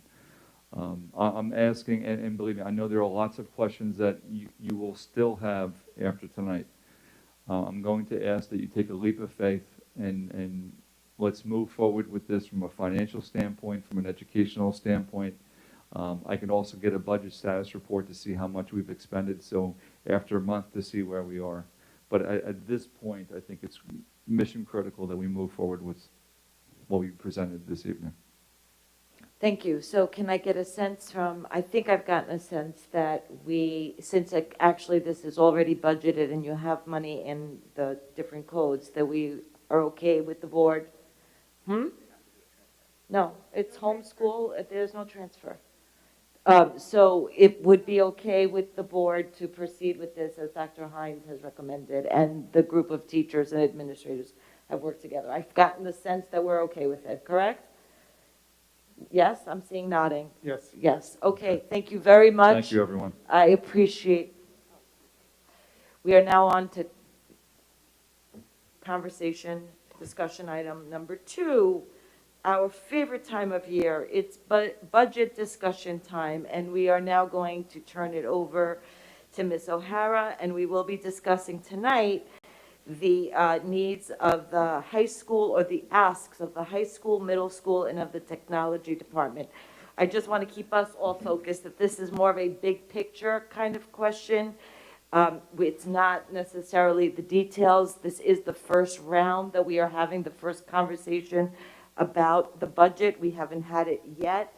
So let's try to keep in line. So I think also what I want to remind all of us is this is actually the first time that we're going through this with Ms. O'Hara. And Ms. O'Hara has asked that we do it by school. And so at one point, we are all going to come together and look at all of the needs that we've heard throughout the process and kind of make decisions on what should not be proceeding or not. But so this is the overall asks. Ms. O'Hara, I don't know if you want to go to the podium or if you feel better there, whatever you. Sure, I'm fine here. Okay. Thank you, President Beavis. So good evening, everyone, and welcome to the first work session of the 22-23 budget. First, before we get started, I'd like to thank the administrators who have been working with the teachers and staff since the end of November on this. I'd like to thank them for their input, their insight, and most of all, their patience in this new process. I'd also like to thank Jessica Mack, our business administrator, who is an integral part of the modernization of this budget. There were things that were done completely different than in the past. So tonight, we will be focusing on the high school, the middle school, and the technology department. On February 15th, we'll also take a look at the elementary schools, special education, and the guidance request. On March 8th, our third meeting, we'll review athletics, fine arts, facilities, and transportation requests. Then on the 22nd, we'll have an overview of the revenue side of the budget, as well as looking at personnel, BOCES, driver's ed, and adult ed costs, as well as security and also ELL programs. And then on April 12th, the board is expected to adopt the budget. On May 3rd, we'll have a public budget hearing of the final version. And then the annual budget vote will be on May 17th, along with the school board election. So the tax levy threshold, this is the 11th year. How this works is the allowable levy growth factor is the lesser of 2% or CPI. So for 22-23, that means CPI is 4.5%, which means that the CPI cap of 2% would be used to calculate the tax levy threshold for our district. For the 22-23 budget, the New York State Office of Real Property Tax has given us a growth rate factor of 0.34% in growth, which that means you had a growth in the number of brick and mortar houses. So that's why you would have an increase there. In also your pilots, there's a new pilot for 101 Channel Drive that's going to be coming on, which is another $365,000. So the estimated tax levy for the district will be between 2.3 and 2.6% for next year. So the reason why I give a range is because it's based on the amount of capital improvements or capital expenditures that will be included in the exclusions. So the goal is always to achieve a tax levy that is within our tax levy, while we're being mindful of our taxpayers and meeting the needs of all of our students. When putting the budget together, the focus is always on educating the whole child, preparing students to be successful in a dynamic world. Our decisions are guided by clearly defined strategic plans. We've met with local legislatures and still are trying to work on discussing funding and state aid formulas. We continue to pursue efficiencies in all areas of the district budget while providing resources necessary for the safety of our students and staff.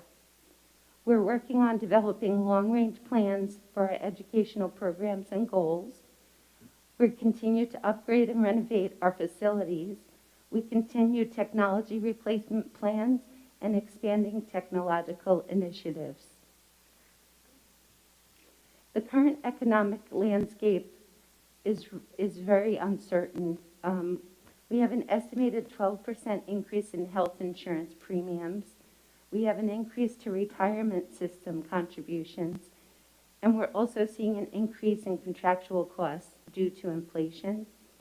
However, this year, we're supposed to receive $2.3 million extra in foundation aid, which will help us in offsetting these other challenges. One of the things in preparing for the future we can do is establishing a capital reserve and also funding other reserves that the district has so that when the future does present uncertainty, we can use those reserves to flatten out the ups and downs. So first, looking at the high school budget, they're looking at reinstating BOCES opportunities for general education students who are interested in occupational education. They're also looking at the creation of a BOCES Twilight program and the continued replacement of textbooks. They're also looking for furniture to put in the cafeteria addition, which is scheduled to be complete by the summer of 2022. They're also looking at purchasing equipment and furniture for the new technology classroom, which I'm not sure if you passed it walking through here. So this chart offers the codes that the high school has, and it's kind of a condensed version. But if you look at the highlighted codes, you'll see some increases. The equipment code really doesn't show an increase, but that's where we would be buying the furniture. We've been doing that for the current year, and we plan to continue that. The textbook code looks like a significant increase, but this is just the normal replacement of worn books or lost books or destroyed books. The BOCES services line, that's for a Twilight alternative high school, and this would provide an alternative setting in the late afternoon for students who have not succeeded in the traditional education setting. The program gives teenagers the necessary tools to either return successfully to their high school or to complete their high school requirements while helping them prepare for post-secondary education or employment. So this is something that the high school is considering. There's 12 other school districts on Long Island who have had quite success with this. The other thing the high school is looking at is also occupational ed courses.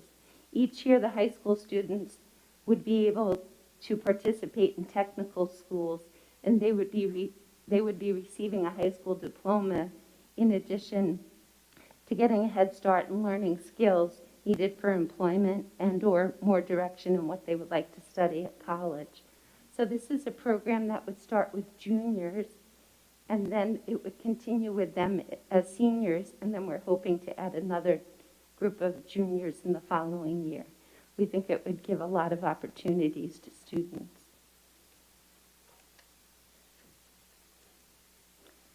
Next, the middle school budgets.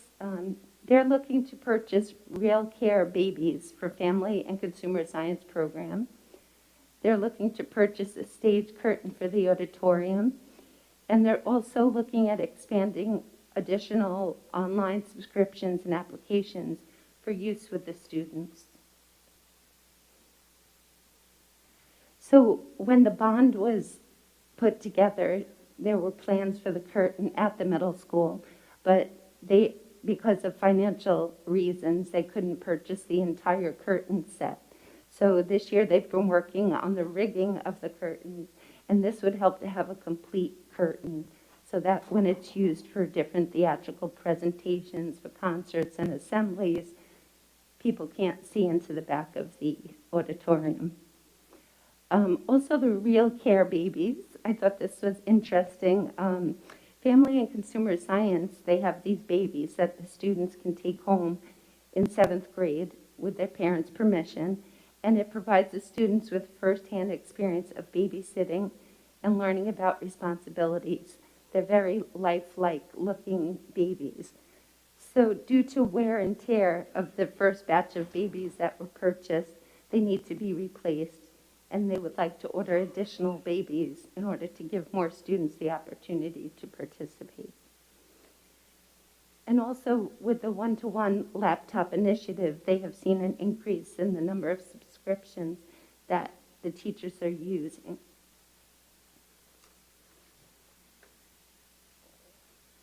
And lastly, our technology budget. This budget really has seen a restructuring of code. What we've done is some of the purchases or subscriptions were placed into a 2630 code, which a lot of you wouldn't understand, but we recoded it into the 1680 code, which is an administrative code. So it's really with the modernization of the budget, we're trying to just separate out the cost. So this really reflects just a 5% increase, which is really based on inflation rates and, you know, things with vendors. So, and that's really my presentation. If anybody has questions. You know we have questions. Thank you very much. Mr. Smith, are you going first? Or let's go down the line. Dr. Block, you're first.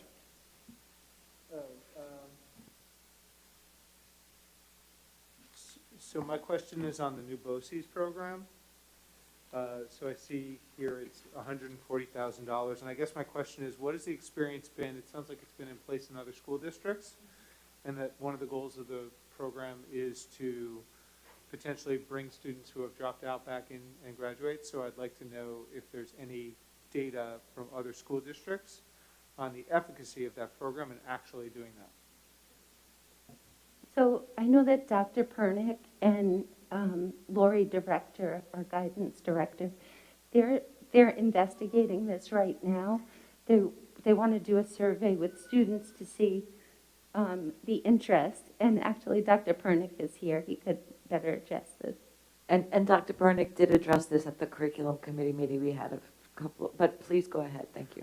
Just want to point out that the BOCES program, Occupational Ed, has been in existence for many years. And at one point, we did send students, general education students, to BOCES programs. And so they've been successful for quite a long time. And we stopped sending for budgetary reasons, so that it could be back is exciting. And I think to address the second part of your question, I don't know that it'll bring students who had dropped out back, but I do think it will reduce the number of students who choose to drop out for the future. So, sorry, Dr. Pernick, so my question was not about the occupational education. Oh, I'm sorry. That I'm a big, you know, I Okay. support that and understand what that is. But the $140,000 expense for the new program. For the Twilight program. Yes, the Twilight program. I just would like to hear some evidence on where it has been successful and like what some of that evidence is. So we had reached out to, we looked at the districts that currently have the program. One that we felt was one that we would most closely compare ourselves to, Plainview. Old Bethpage has a Twilight program. They actually, before bringing it in, had explored starting their own program, separate from BOCES, but similarly themed. They found that going in their own way was going to be too expensive a model and went back instead with Twilight. They're relatively new at it, but have described it as successful thus far in meeting the needs of their students. So I can get data from those other districts as well, but the feedback from Plainview has been positive. Thank you. Mr. Smith. Hold on, Dr. Pernick, stay there. When you came to the curriculum committee with Ms. Director, you had talked, if I recall, 3 programs that we were going to use to address the graduation rate. How does this match with that, what you had proposed? I don't remember those numbers. The 2 of them are in there, right? Those are the 2 BOCES programs we spoke about directly, and it's really about preparing for next year's budget. We did talk about a 3rd program that was about credit recovery, but that wouldn't require its own budget line because it is it's much more affordable, and we can absorb the cost now. Okay, so so basically with this you would be including all 3, I guess, of what we talked about. That was my Correct. Great. You have more? Yeah, I guess my my big question is, it's more like a process question, Ms. O'Hara. So unless I'm misunderstanding something, not a lot of zeros on this paper. Like, this seems like a very narrow look at, almost kind of a, sand in the desert kind of look at the whole budget. So, like, if we were to approve or not approve this, it almost seems like it almost has no meaning on the overall budget. So I'm just wondering, the 12% of health insurance cost is probably a much bigger number than any of what we're talking about for the two schools. So I'm just wondering. Right, because this is just the two schools right now, so we are gonna get to the bigger part, right? And No, I guess my point is, it's almost like, Right. what are we talking about? It's not, Yeah. so I think you make a valid point, is that the request of the actual curricular type of programs that would affect our students, which is what we are charged with, are probably not as much as what the costs are going to be related to healthcare cost increases. Well, we're charged right? with the whole budget and. Right, kind of but approving right it. now, So- we're only Yeah, so I concentrating just want to on make it. sure that I understood correctly, that I'm not like supposed to be adding zeros or something, but what we're talking about here is like $1 million. That's what I wanted to understand. Yes, this is really to present the sections of the budget, and then once we have all of the things to consider, we will look at the whole budget. Okay. This is just the beginning. Got it. I have no questions, I guess, on this then. Okay. Yeah. I do not have any questions. Ms. Epstein, do you?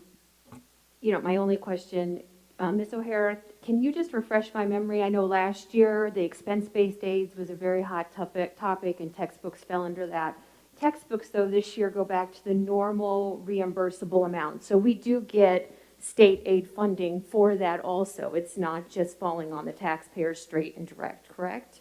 Yes, that's correct. Okay. There was a proposal to actually lump all of the expense-based aids together. That was not successful. Ms. Brooks, do you have any questions? Need you ask. I promise when I don't have questions, I'll let you know. I'll just skip right over. Ms. O'Hara, could you please explain the 12% increase in health insurance? Is it tied to something? Does the number change year to year? Is this considered a high number? Should we be concerned about this number? Will it affect other things drastically? Sure. So the current year for 2022, we received from Empire Plan a 12% increase to the health insurance. So that's why we're estimating another 12% for 2023.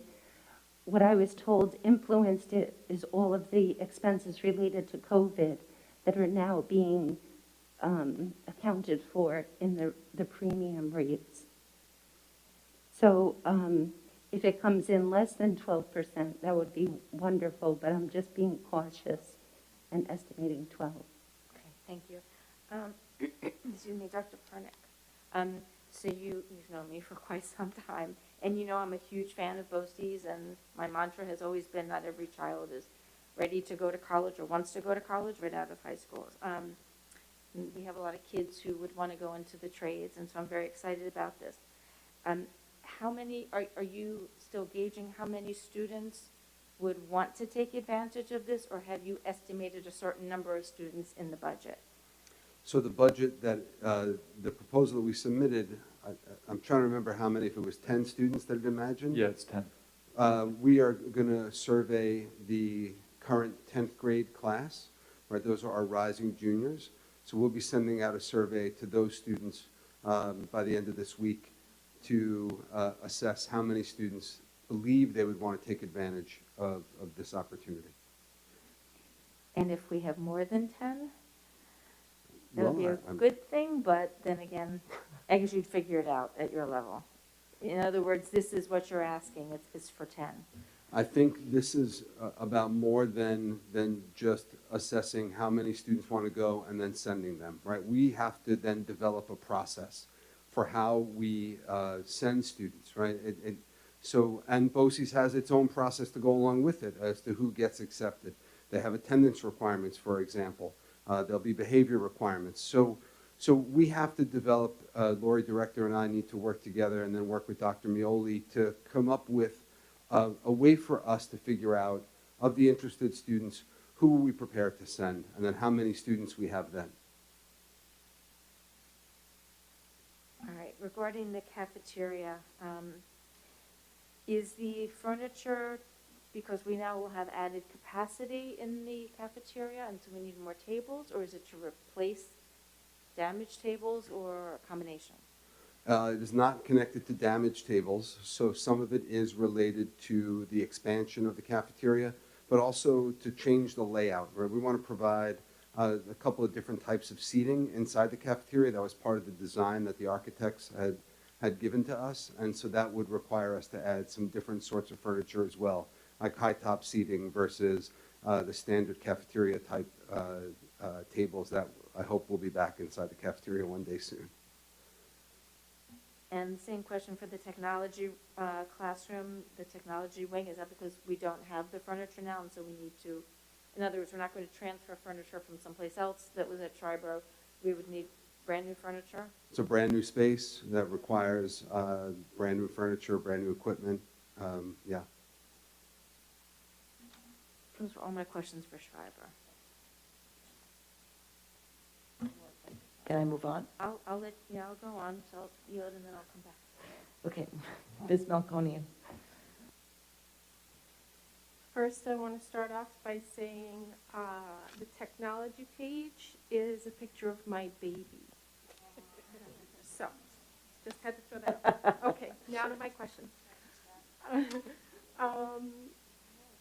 So they really did go through the school system. Okay, so first of all, I'm very happy to see the Twilight and BOCES programs in this budget for those students. It's been a concern of mine and something that I've been advocating for many years. So I'm very pleased to see that, and I look forward to the data that shows that it's successful. One of my questions is, in the technology and information services, is the administrator that Mr.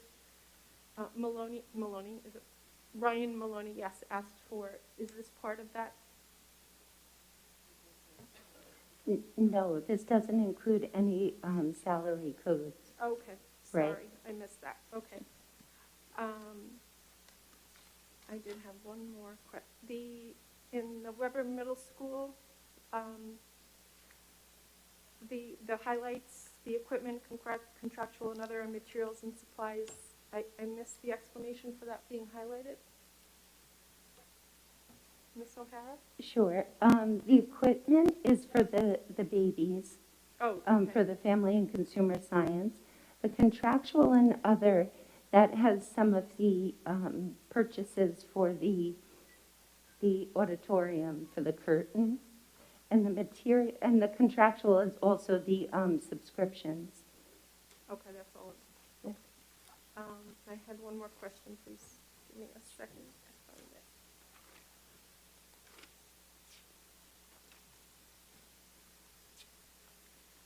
Maybe I did. Give me one more page to turn. Should I move on to Ms. Gilliar and I'll come back to you? Ms. No, Malcolm? that was it. Okay, great. Thank you. Ms. Gilliar. So since, usually in the past, we've done it a different way. And I appreciate, by the way, starting with this granular look, but I'm trying to figure out how it relates to the way we used to see things before. So are these the wish list, the whole wish list? Or are these what the superintendent is really recommending from what was a larger wish list on all this stuff? Are these the top priorities for each of these that we should really be trying to do? Both.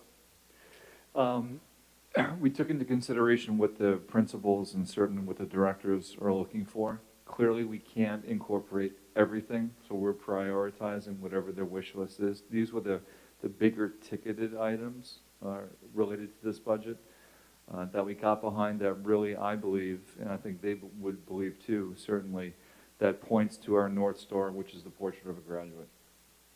Thank you. On the BOCES Twilight, Dr. Pernick, am I understanding correctly that these are students who otherwise wouldn't currently be high school students? Are they out of the system, or we're trying to keep them in the system? We're Are we trying to bringing keep them them. back, or we're trying to keep them in? Well, we're certainly trying to keep them in. It's possible that students would come back if they had an opportunity to attend school in the late afternoon and the evening. So it is possible, but I think more likely to keep students in. Okay. So I guess this is a question for you and Ms. O'Hara too. Would it be an appropriate assumption to say, you know, we have a per student cost in the district, and so these students are not sitting in our classrooms, we are not having the same cost associated with them if they are at the BOCES Twilight program. And the reason I'm asking that is because I look at this number then, and I think for about 10 students to keep them in school, this number is not so far off on a per student cost from what our per student cost is for just educating a student in the district. So the 10 students relates to the Occupational Ed program, which is during the day. The other cost is for the Twilight program, which, I mean, I think, Mr. O'Hara, you might be able to help with this, but when we met, I'm fairly certain that the costs associated with the Twilight program were the costs for everybody who's hired to work in the Twilight program, and it's not based on a per pupil expenditure.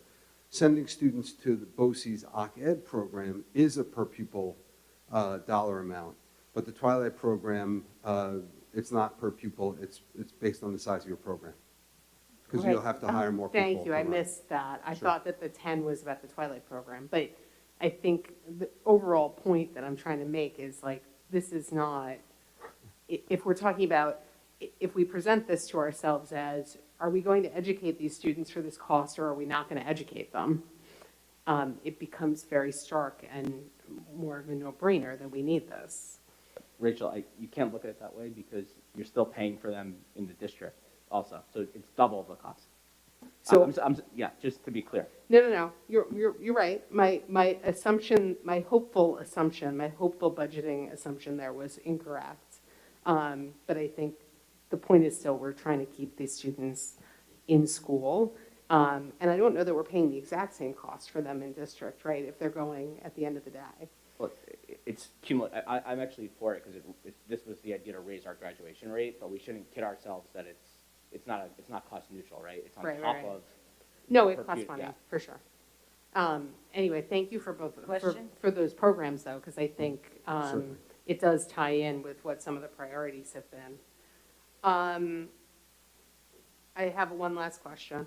The students that were responsible for the wear and tear on the babies that creates this huge cost, did they receive the grades in the Dr. class Pernick, that they don't sit should down. have? Can't you answer? They're not his babies. Mrs. Javelin has to answer that question. No, you don't really have to answer it. Some of them were very finicky. Okay, I think, do you have one more question? Do? I think this is a really important question. Okay, good, go. So this is a wish list, so this is on top of whatever costs we had last year. Is that correct? These are additional things? Yes. they are. So what would happen to this wish list if the budget failed? You would have to go back to the same tax levy that you had last year. And there would be no purchasing of equipment. You would not do any transfer to capital. You would be on a contingency budget. So everything that's on, I know the answer, but everything, since in the past 2 meetings, we've heard people come to the podium to say they would vote no for the budget. I think it's important, since we're starting this discussion, and we have some of those people here, to understand what voting no means. So all of this wish list stuff potentially goes nowhere. It goes bye-bye. Correct. It stays a wish list for some future year, in addition to everything else we will be talking about over the next few sessions. Correct. Thank you. Thank you. If there are no further questions, thank you, Ms. O'Hara. We look forward to your next presentation at the next meeting in 2 weeks. Okay, we are moving on. committee reports. We've only had a curriculum committee meeting since we met last week. Ms. Gilliar, are there any actions or recommendations you have from that? No, we had a very robust conversation and presentation on the various assessments in the district, and everybody's welcome to go take a look at it and email us with any questions or comments. Thank you. Okay, so since there have been no other committee meetings, we will move on to BOE minutes. Meeting minutes, may I have a motion to approve January 25th BOE meeting and Budget and Facilities January 24th meeting minutes?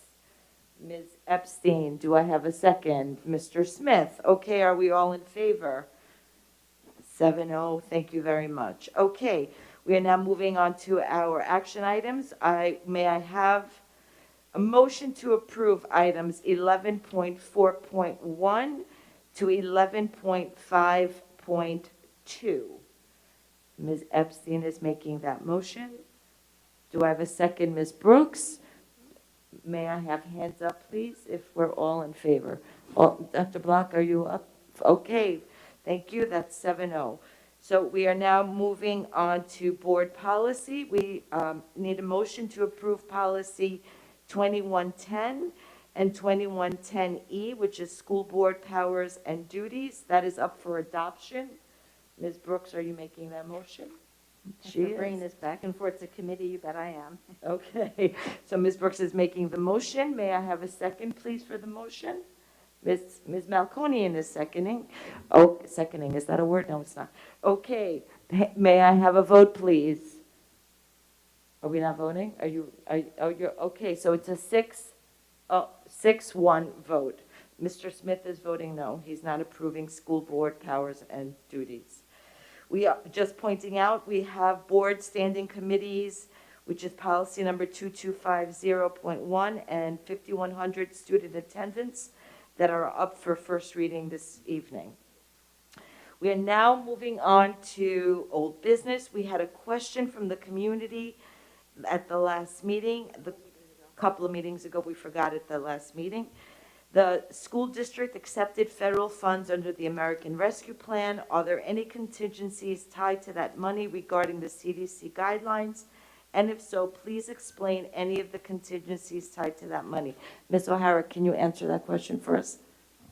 So those funds are for the safe reopening of schools and also to reduce learning loss.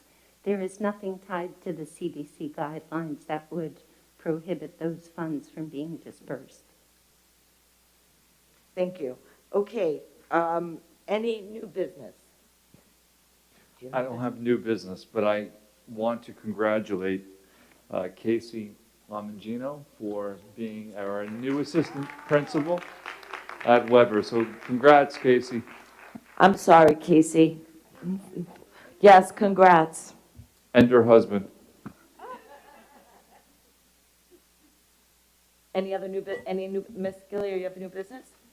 I have business. I don't know, is it new, is it old? It's business. I just have something I want to say. I know we're going to officially honor retirees in the spring, but I really think that we would be remiss as a board to not acknowledge that we have a very long-time administrator who's retiring as of right now. She's obviously made an indelible mark on thousands of students in Port Washington, and even though she was not one of my principals, I appreciate her very much. I know the entire board appreciates her very much, and I know the district will miss her, and we wish you luck in your future endeavors, but your leaving is definitely a loss to Port Washington, and we will feel it. Thank you for all your work. She's not leaving Port Washington. She still lives here. But we are going to celebrate you, Dr. Suzanne, like I said earlier. So, and I'm sure we'll have plenty of celebrations for you. Okay. Second opportunity for the community to be heard. Not obligated, though, just saying. Theodora C.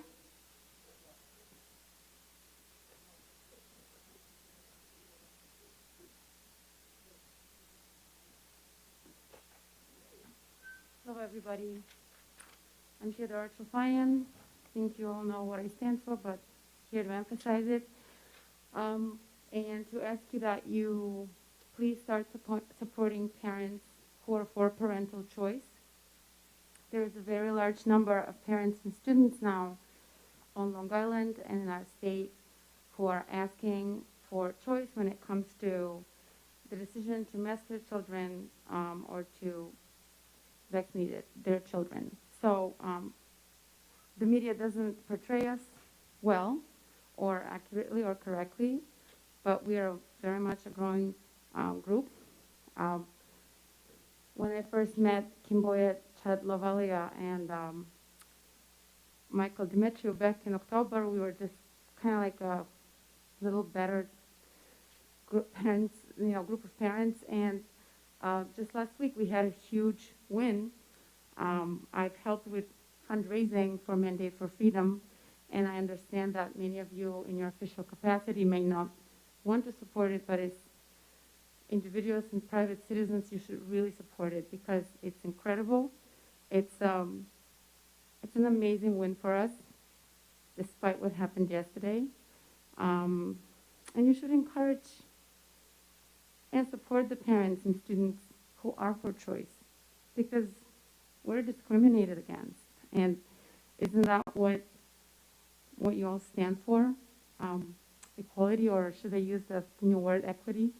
Regardless, right now in Long Island we have students who choose to not mask, older students who can enforce that right, and they are segregated in libraries, in classrooms, where they're supervised by chaperones, but they're not taught.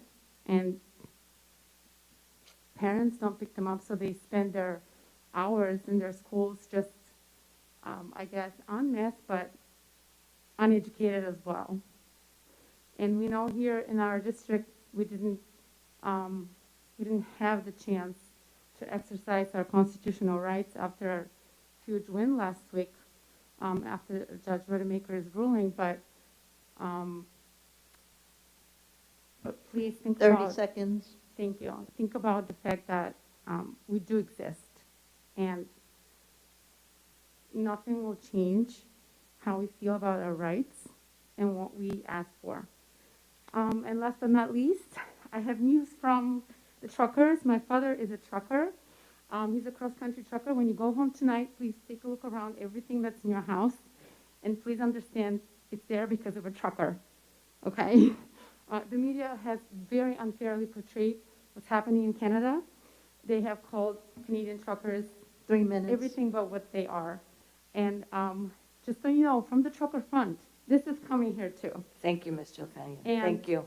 instead of criticizing us, please support us and portray us fairly. Thank you.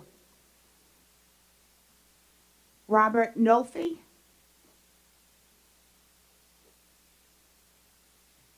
Hello, everyone. Thank you for letting me speak. I think today is a perfect example of how much masks inhibit basic communication skills. Like, I heard probably, I understood maybe 60% of what was spoken in this room today, and I think masks have an influence on that. Just a point. Today, I heard you speak about bringing social emotional learning to our kids, but covering their face is actually anti-social emotional learning. You talked about the difference between elementary school, middle school, and high school, but what about in this case? It definitely affects younger children more than high school children. There's a lot of evidence to show that. While the community is respectful of each other, as we spoke of in here today, which is important, this is disrespectful to our kids, in my opinion. I say these things respectfully. I moved here, by the way, with my wife when she was pregnant, because we heard about the great schools here and the college participation rate. So I respect what you're all doing and the fact that you're letting us speak like this. I got an email in the summer that said that the school board was going to study these issues and look at the actual science. I got excited when I heard that because I thought that might lead us in the right direction.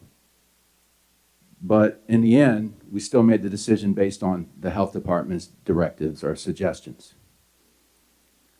what do we do when those decisions are more political science than actual science? They make a lot of decisions without supplying the evidence to support those decisions. And I think as educators, we all know how that works. If you look around and study the actual science, you'll see that there's a lot of controversy over these issues. So why are we only leaning one way on the spectrum? That should lend itself to saying, well, we need to be objective here. Maybe if there's science on both sides, we shouldn't make this mandate that only goes one way. Just maybe. So I implore you to do some actual research. And if you find that there's two 30 sides. seconds. Okay. For example, in 2017, the CDC estimated 70,000 Americans died of the flu. Why didn't we wear masks then? Should we sue somebody? Did anybody ever think of that question? Why didn't we wear masks in 2017 when 70,000 people died of the flu? It's a respiratory disease, right? Well, I think we should be asking more questions. I never thought that a school system in the United States would encroach upon the basic freedoms of our children. 3 minutes. And I'm talking about the freedom to breathe.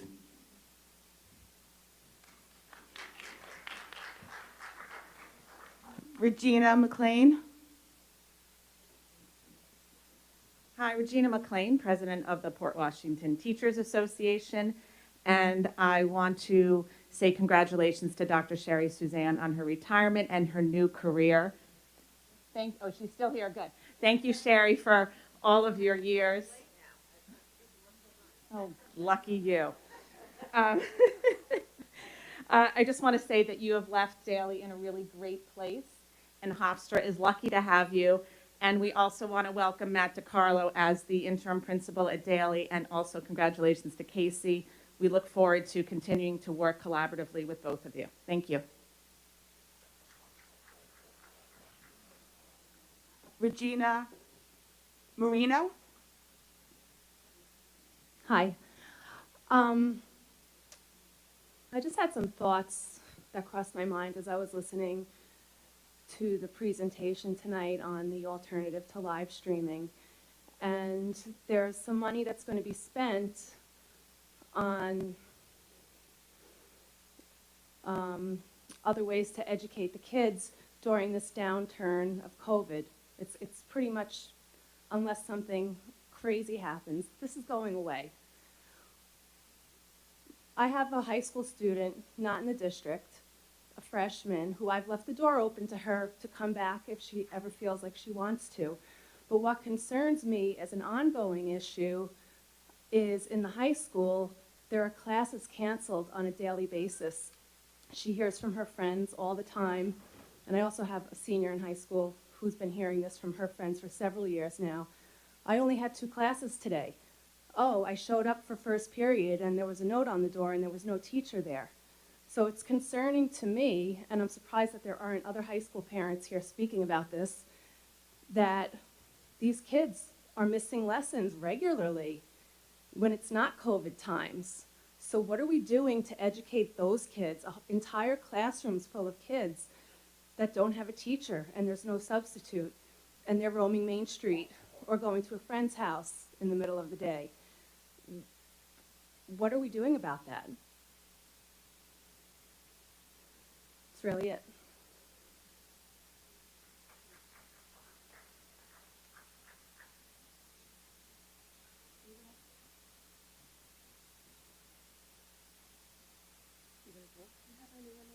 No, that's it. Okay, all right, yeah. Tessa Jordan, totally different subject. I just wanted to say how much better this seating arrangement is. It's much easier to understand what people are saying, and it's much easier to see who is saying what. So I hope that you will keep the seating arrangement as it is now. Thank you very much. For at least 2 more meetings, we will. We like to switch it up afterwards. Yeah. Thank you. If there are no more are there any more community comments? No. Okay. Matt, Oh, you do? Okay, come on up. Mhm.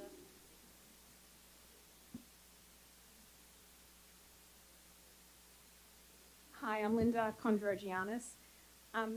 Thank you to Dr. Hines and all the teachers who put together that presentation about taking away live stream. I can only imagine, especially with the elementary schools, I'd always said I'm so glad during this I didn't have a young child having to do that with them. I have a high school student, a junior, and as Ms. Melkonian presented her concerns about the third and fourth quarter is so important. It is a big concern. If live stream is taken away, and why I say this is the way that your flow chart, and this isn't something for the teachers, this is for the board to consider, the flow chart for COVID right now discriminates against unvaccinated children. If you're contact traced, you have to stay home for 5 days, whereas vaccinated children don't, even though we know both. Doesn't matter whether you're vaccinated or not, you can still get COVID. It doesn't stop you. We all know this is a science. It's publicly out there. So I want to know, is contact tracing going to be removed from the school? And I know you have to follow, or do you have to follow, that you are following Nassau County Department of Health guidelines, but by keeping healthy children home for 5 days, you're not allowing them to have an education for those 5 days. And in my opinion, that is not correct. That is not right. If my child's sick, I don't expect them to be in that Google Classrooms or on live stream. When my children were sick, they did not go on every single day. They needed to heal. If your child is healthy, they should not be home. And you can't to be discriminating between the different communities based on health decisions that are right for that child, in my opinion, and I'm sure it's of others as well, it is not right. You can't keep healthy children home.